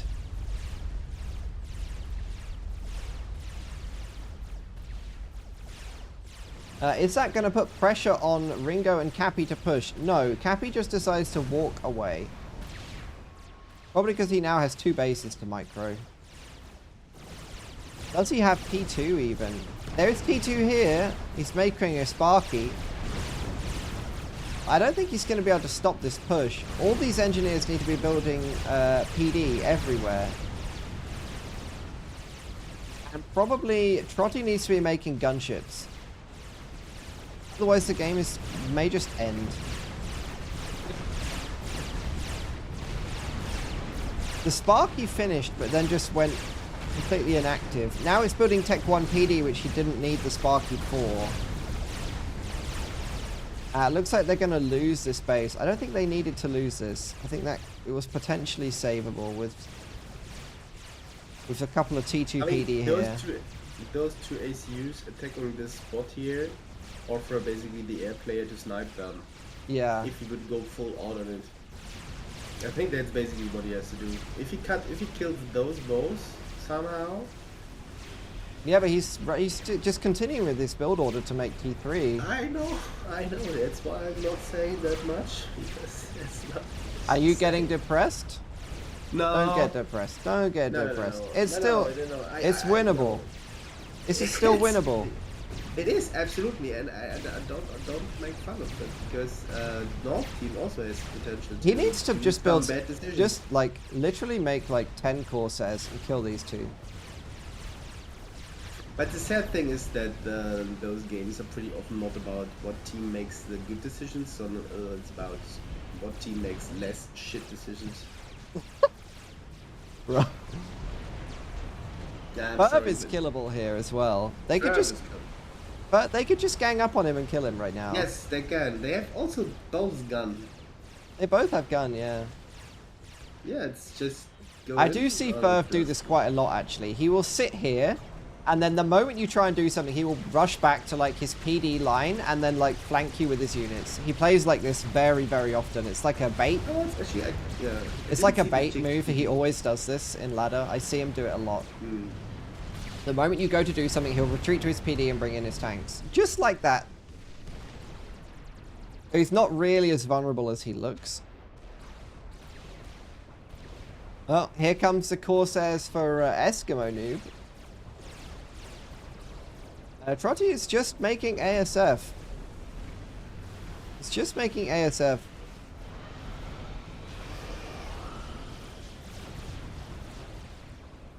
His opponent has no ASF at all.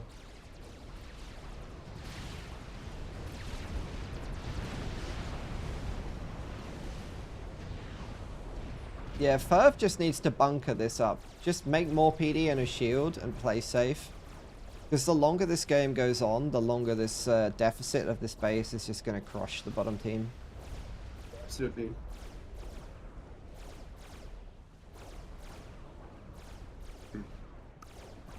And we got the sub-stacking going on again.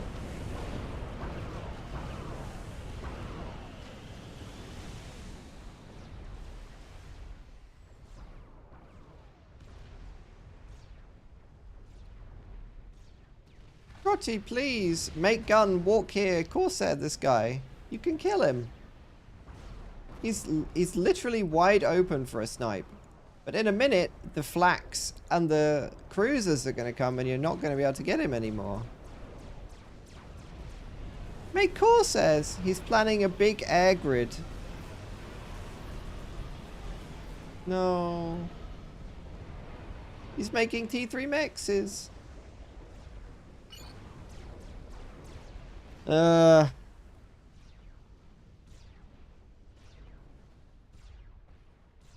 It's kind of sad. I think, look at this massive... Have you seen what Trotty's base plan is for the next 25 minutes?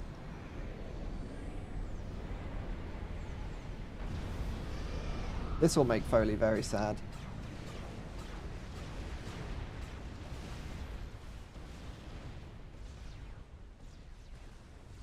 Eco-wise, he's a long way ahead of his opponent. He is, to be fair, he's a long way ahead of his opponent. But team-wise, they're down massively because they lost a base and didn't react to it.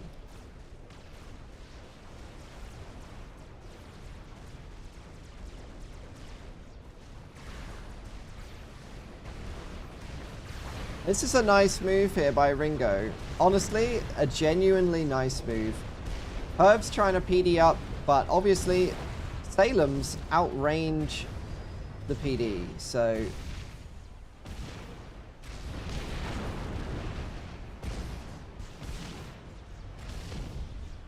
PD crushed.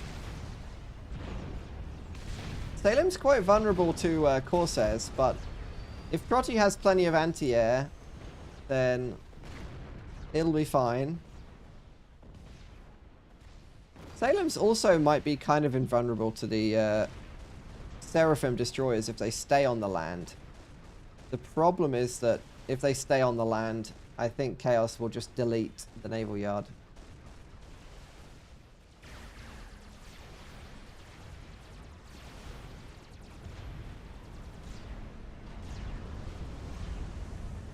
Kinda needs a mermaid. Don't make Salem's without mermaid, guys. Mermaids are so good. Well, here comes the hover navy. And that sonar is going to do absolutely nothing.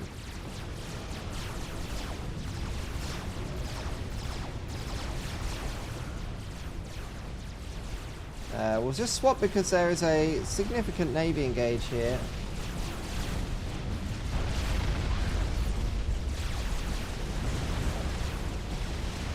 It looks like the PD might be enough, and with the emergency jesters to deal with the Yenzines. If only he'd reacted like that to the his entire team, like ally dying, the game would look very different. So definitely able to react, just strong sense of self-preservation, I think.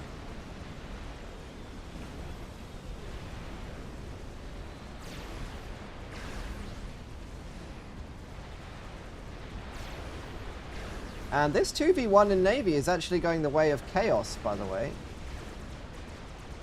Not going the way of Chaos. Just have to submerge all of his subs.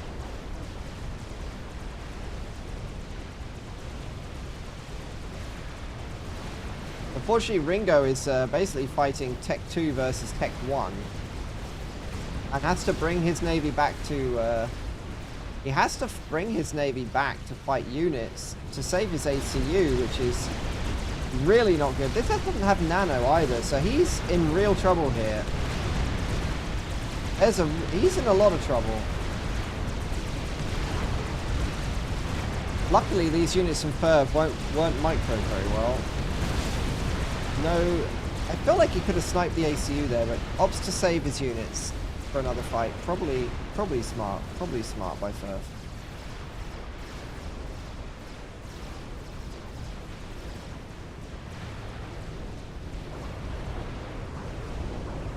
Without the support of those Salems, the naval fight is going to swing towards Chaos now. Cappy under pressure. He has a cruiser here, but that's not going to last very long.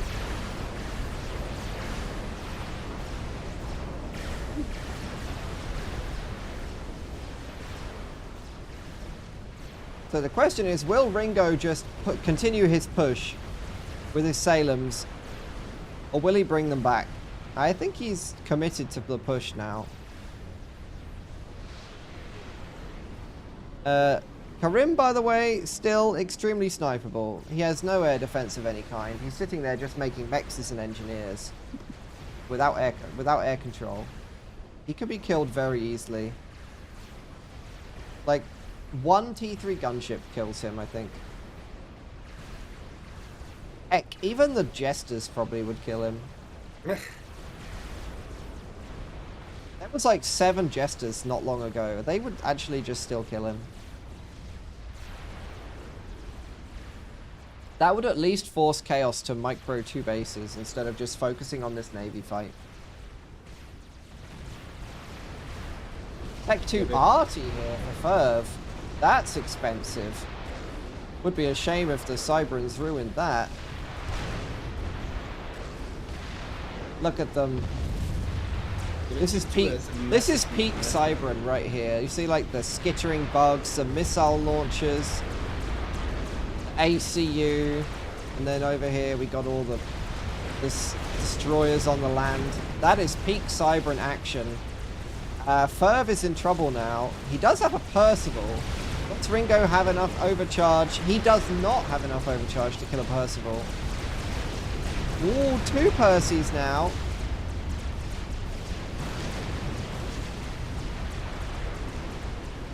But the destroyers are doing good damage to the Percival, to be honest. Oh, they're right in the back.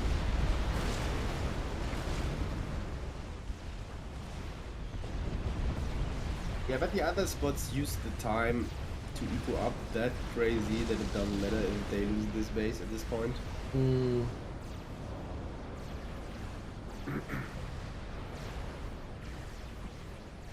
The Navy fight in the middle is also not in favor of Tidus House. No, it's gone towards chaos now. I mean, got if they overwhelming numbers. if they had enough Navy to push through here and suppress this, then the air player could snipe people. But we don't see this happen. I mean, those Destros here could have were needed here. They're crushing, but now there's some T3 gunships. Imagine reacting to your ally losing their whole base by making some gunships. Who would do such a thing? Poor Ringo. Oh, All of his inties are going to come in just in time to die in the But com he died. explosion. Look at the gunships there are here. Don't tell me he's going to throw them into the destroyers. I mean, with that amount of gunships, if he wins air, he kills the air base, and then from that on he could dominate the map. But that means It's still winnable. Absolutely, it's still winnable. he has a plan. But sending these gunships that you've been building like in secret for like 5 minutes after a unit that can just dip under the water and hide, leaving them useless when he could have just killed another player for free. Like he could just kill this guy for nothing. Tech 2 engineer drop with Tech 1 engineers.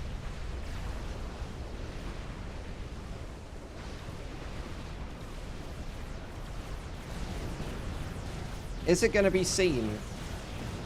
That's the question. Oh my god, Oh no. it's not yet. He didn't notice. He's still doing a mechs! Yeah, he doesn't notice. FAF player reaction challenge. Impossible.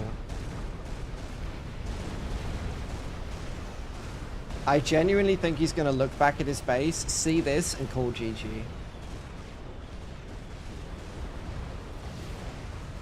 His ACU's patrolling.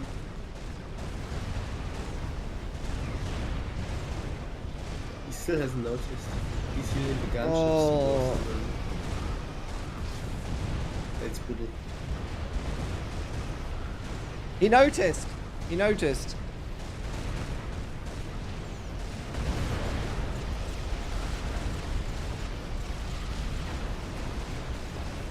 It's going to lose the HQ, right? Yeah.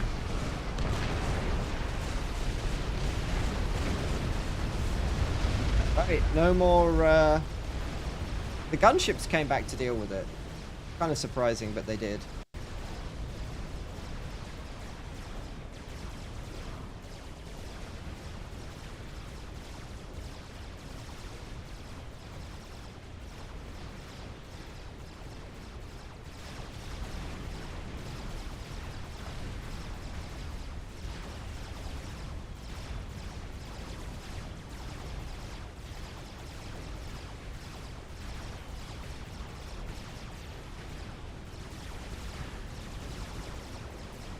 Is the game winnable with this eco difference? Yes, it is. Maybe not if everybody was like 2k, 2.5k rated and didn't make any mistakes. But at this rating, yeah, it's definitely winnable.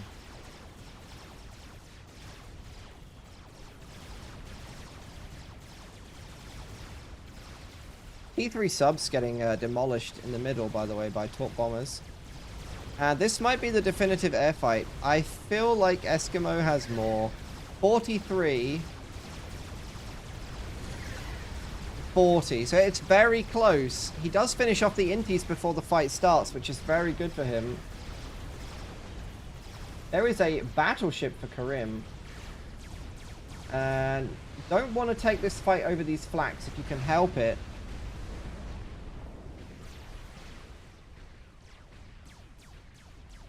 The difference that the reaction here made versus no reaction here from the air player is huge. They're probably just straight up decided the game.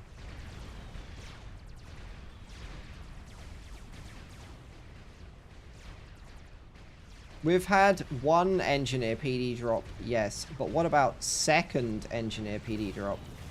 Unfortunately, he doesn't know about the gunships lying in wait, so it's going to be very short-lived.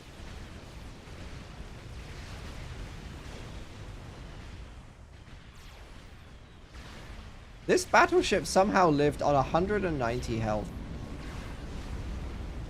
You should just go back and reclaim that, honestly.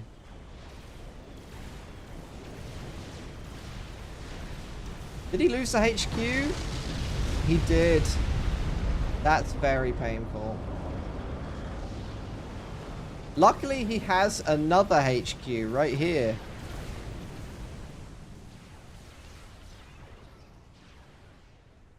But the T3 Navy is going to be overwhelming in a minute. We've got T3 sub-hunters here and here. We've got battleships coming. And all there is really is a few destroyers and a few Tech 1 subs. So it looks like after all the air shenanigans and that, it's going to come down to pretty simple Navy push. Probably just straight into here. Well, the gunships are finally being used on the land here.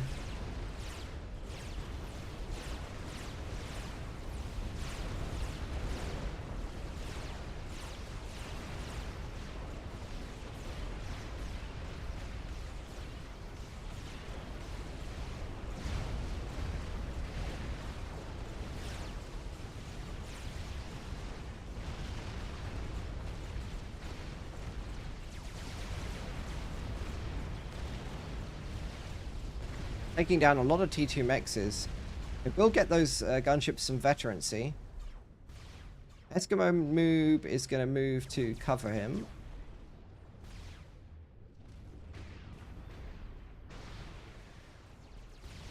He does get scouted pretty quickly. Definitive airfight. There's no supporting flax this time. That's a pretty good engage for Trotty. It's about as good as he could get. Who's going to get the best turn? Looks like Eskimo Noob did. Reinforcements arrive from Trotty though, and he's going to crush air here. He's going to demolish air. They've got a whole bunch of ASF left over. That ended up being nowhere near as close as I thought it was going to be. The gunships are still here. He can basically go for the airbase with this, or at least like this. Does he have enough gunships to do anything? Maybe not. He's only got 4 or 5. He has to do something with them though, because they are losing Navy. Horribly. This is horrible.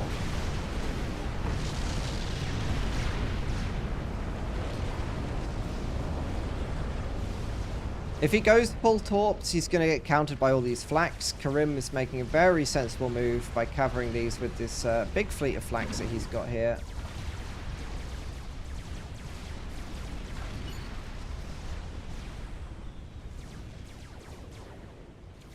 This is what he's bought himself time to do something, and he's got 20k mass in the bank, so he can definitely, you know, do something with all these. He can definitely do something with all of these gunships, but they just kind of idle. There's no defense here. You could just come around the side of the map and go and start killing. You could kill all of this easily. So, they know about this? Like, he has scouts. Staying here, if you stay in this area, you die. They have to move out, surely. It looks like attempting to torp this is the order of the day.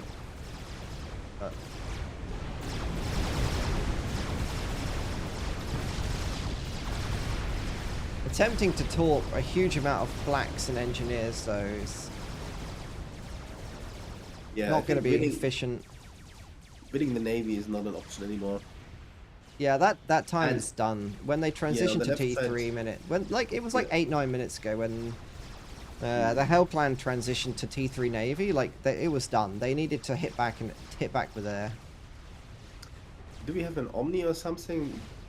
Yeah, we have actually, South team has an Omni, so he sees the air from the North player.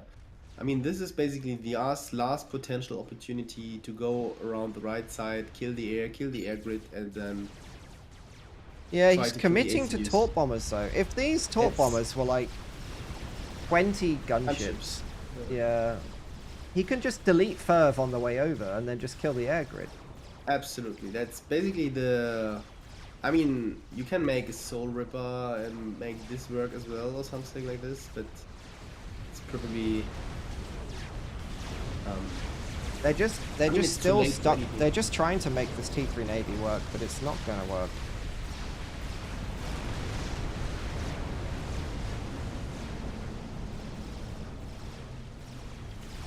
They're going to lose a player here in basically broad daylight, even though they have air. That's painful.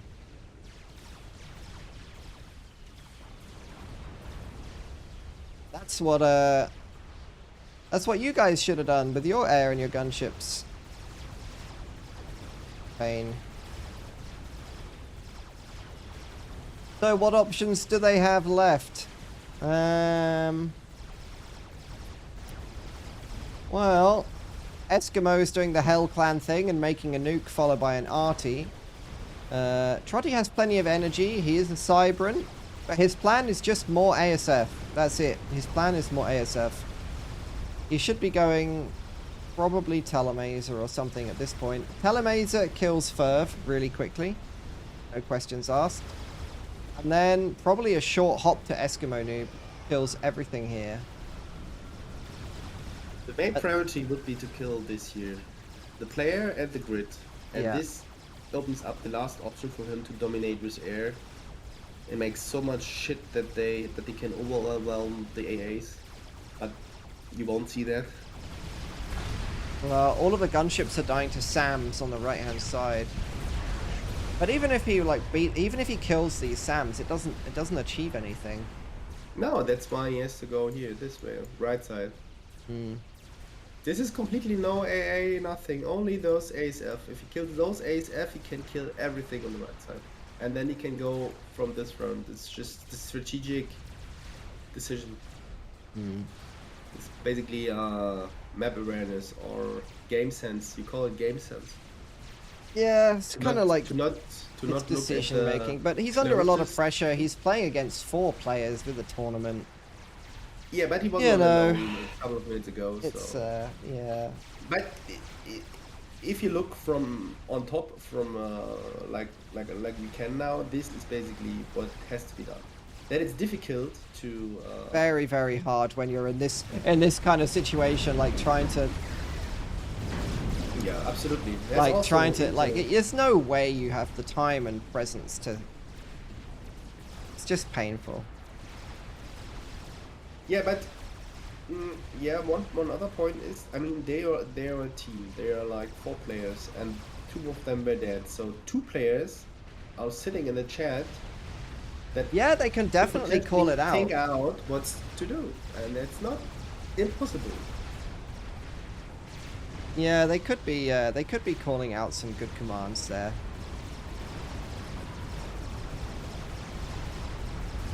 Arms are probably not. How do harms actually trade against T3 sub-hunters? Not well, I don't think. Yeah, especially with those shields. Yeah, harms, I don't know how to... Actually don't have a very... All of this going on, and he's trying to ground fire Tech 1 subs. You have all the things to be focusing micro on. I can tell you that harms basically vanished from from Seaton's games. They are not that useful anymore, and so they got removed from the meta. So make harms creeping great again. Actually, don't. It wasn't very fun. Let's be real. I think they could get a small buff, like a minor nasty piece or wind time or whatever, but not that much. They shouldn't be. It's a massacre. Oh my god. The flax.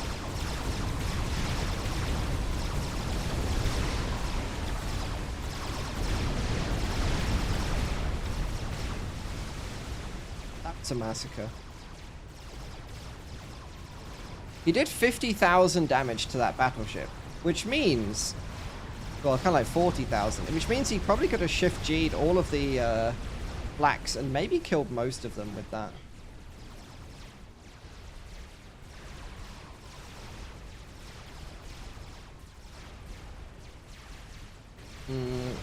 It's okay to stay in the game if you have a plan to win. Strategic launch. But I feel like Crotty doesn't have a plan to win. He's about to meet a chicken.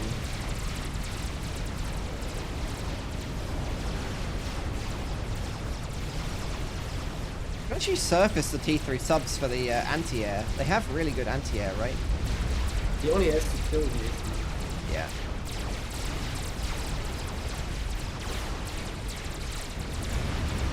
Small Cybran man killed by chicken.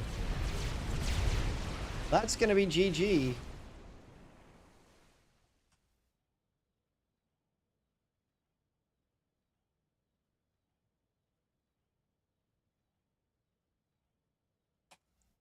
GG.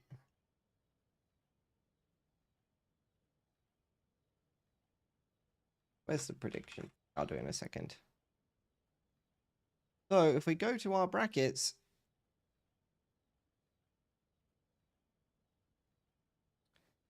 I feel like that is maybe, is that the last game? Team Vanilla has set up their game versus the Thetan's Crutches. Okay, 1 second, I'll be right back. Drop to the I join the game and tell them to wait a bit.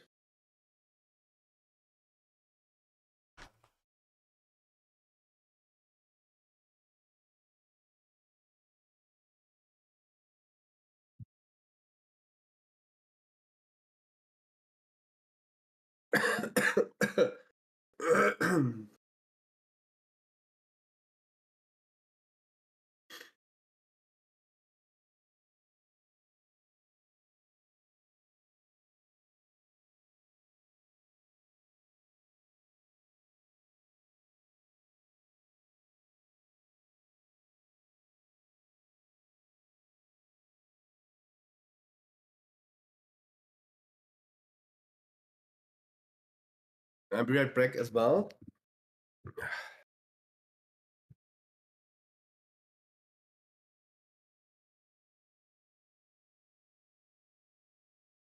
huge lead in points for what the White Lotus gang and for the Hell gang.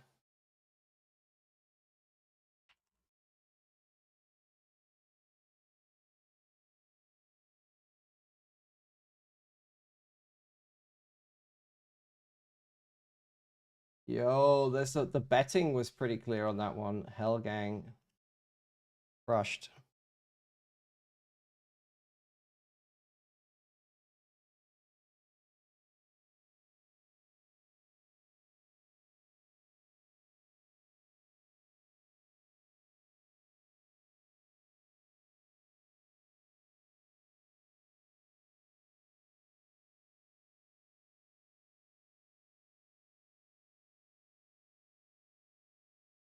Group formed.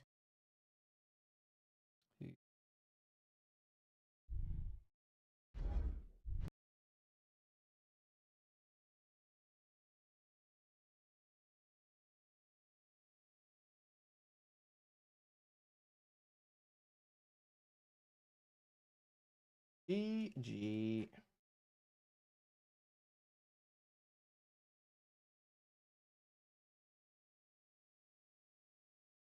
Group formed.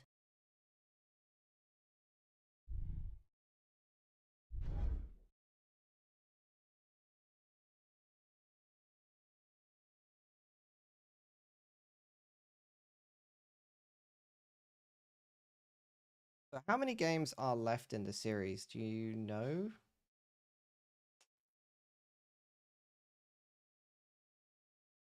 I am probably going to need to go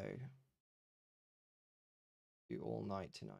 And there's the community games night tonight as well, later on.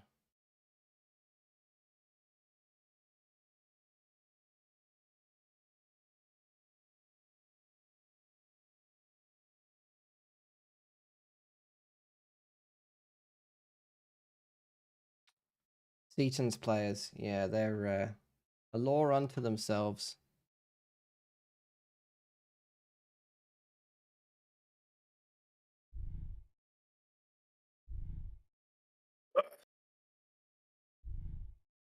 How many games are left in the bracket, Foley? Because you might need to continue stream without me today. Okay, that's a bit complicated because. But how to deal with a stream then? Well, what we'll do is I'll have to take this one down, and I don't know if I can forward people, but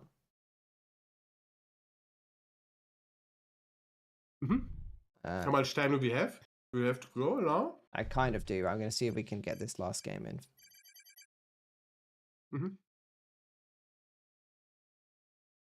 We got one more game.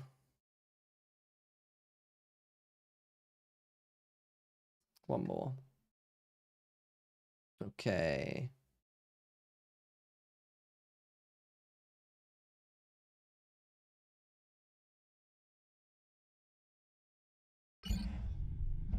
Oh, this is a direct action map.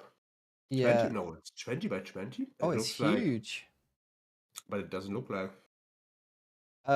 They didn't set teams. They didn't make teams. Oh my god. The FFA. Oh no. No. There's no teams listed. Or maybe it's because it didn't load yet. I have teams Beg for mercy. But Heidovic disconnected. This ain't gonna be much of a fight. It's not going to be much of a fight at all if they're all disconnected, bruv. Retreat is your only logical option. Oh, thank you, QAI. Very smart. Glory to the princess.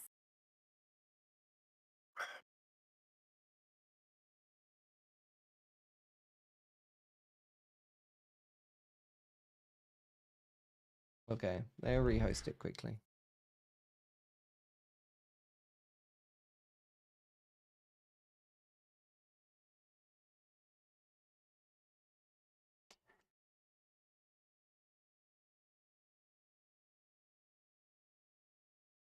Oh, I just realized that I was online all the time.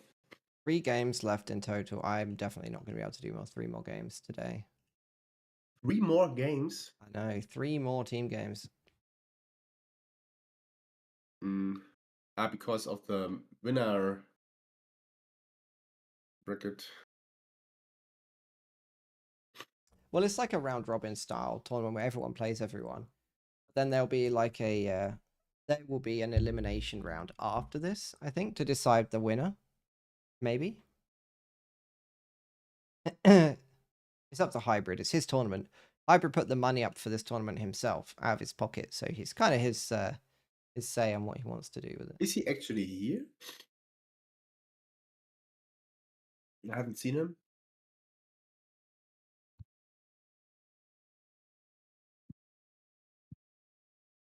I joined the other lobby or the next. I rejoined. I just joined the remake.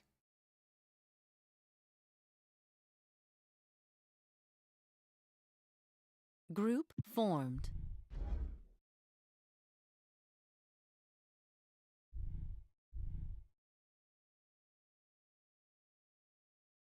I hope the sound in my stream is set up correctly.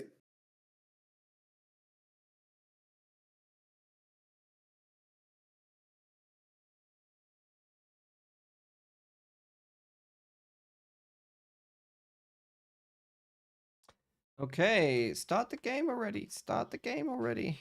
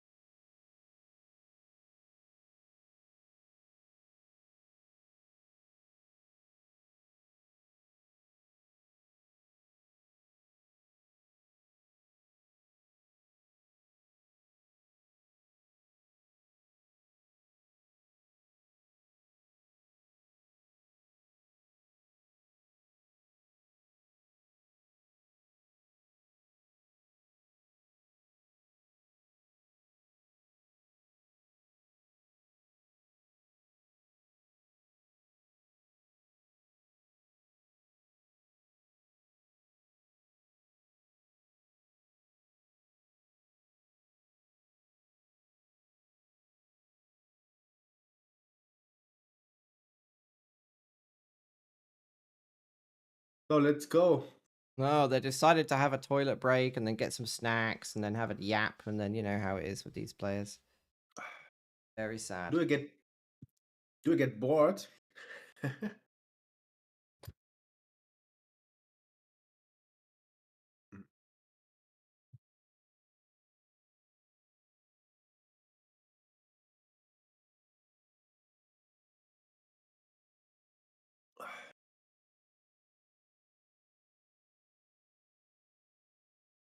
We can rename to diabetes.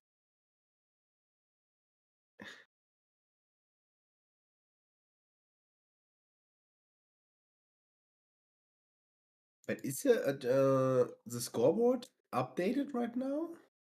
Is that the current situation? I doubt it somehow. It's probably not 100%.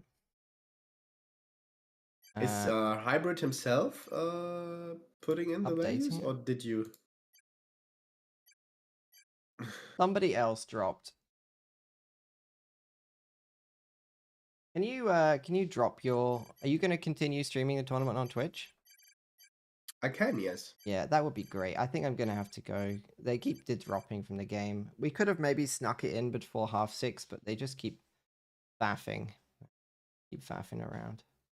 So my stream is live, so if that is Okay. an option, you can just raid Yeah, my let's channel. just drop that in the channel. I'm gonna have to go. But I'll be back to do the second half of the tournament, which is the winners brackets.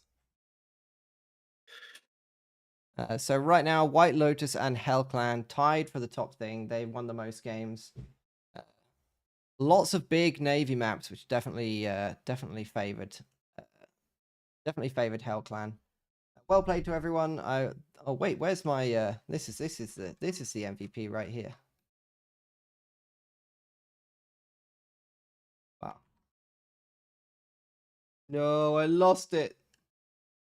The bomber with 2,000 mass killed. I had a screenshot of it and I lost it. That's hugely sad.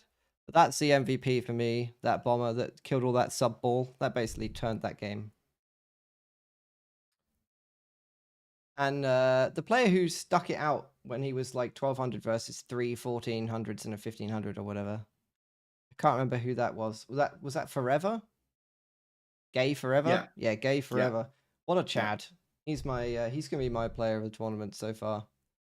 Okay, the lobby is kicking people. Feels bad, man. Okay. Group formed. I am gonna drop. Foley's gonna continue streaming the tournament. Check that out. You can watch the last few games, and we'll do the winners bracket later. Maybe tomorrow, whenever Foley wants. Not Foley, sorry. Whenever Hybrid wants to run it. Good luck, everybody.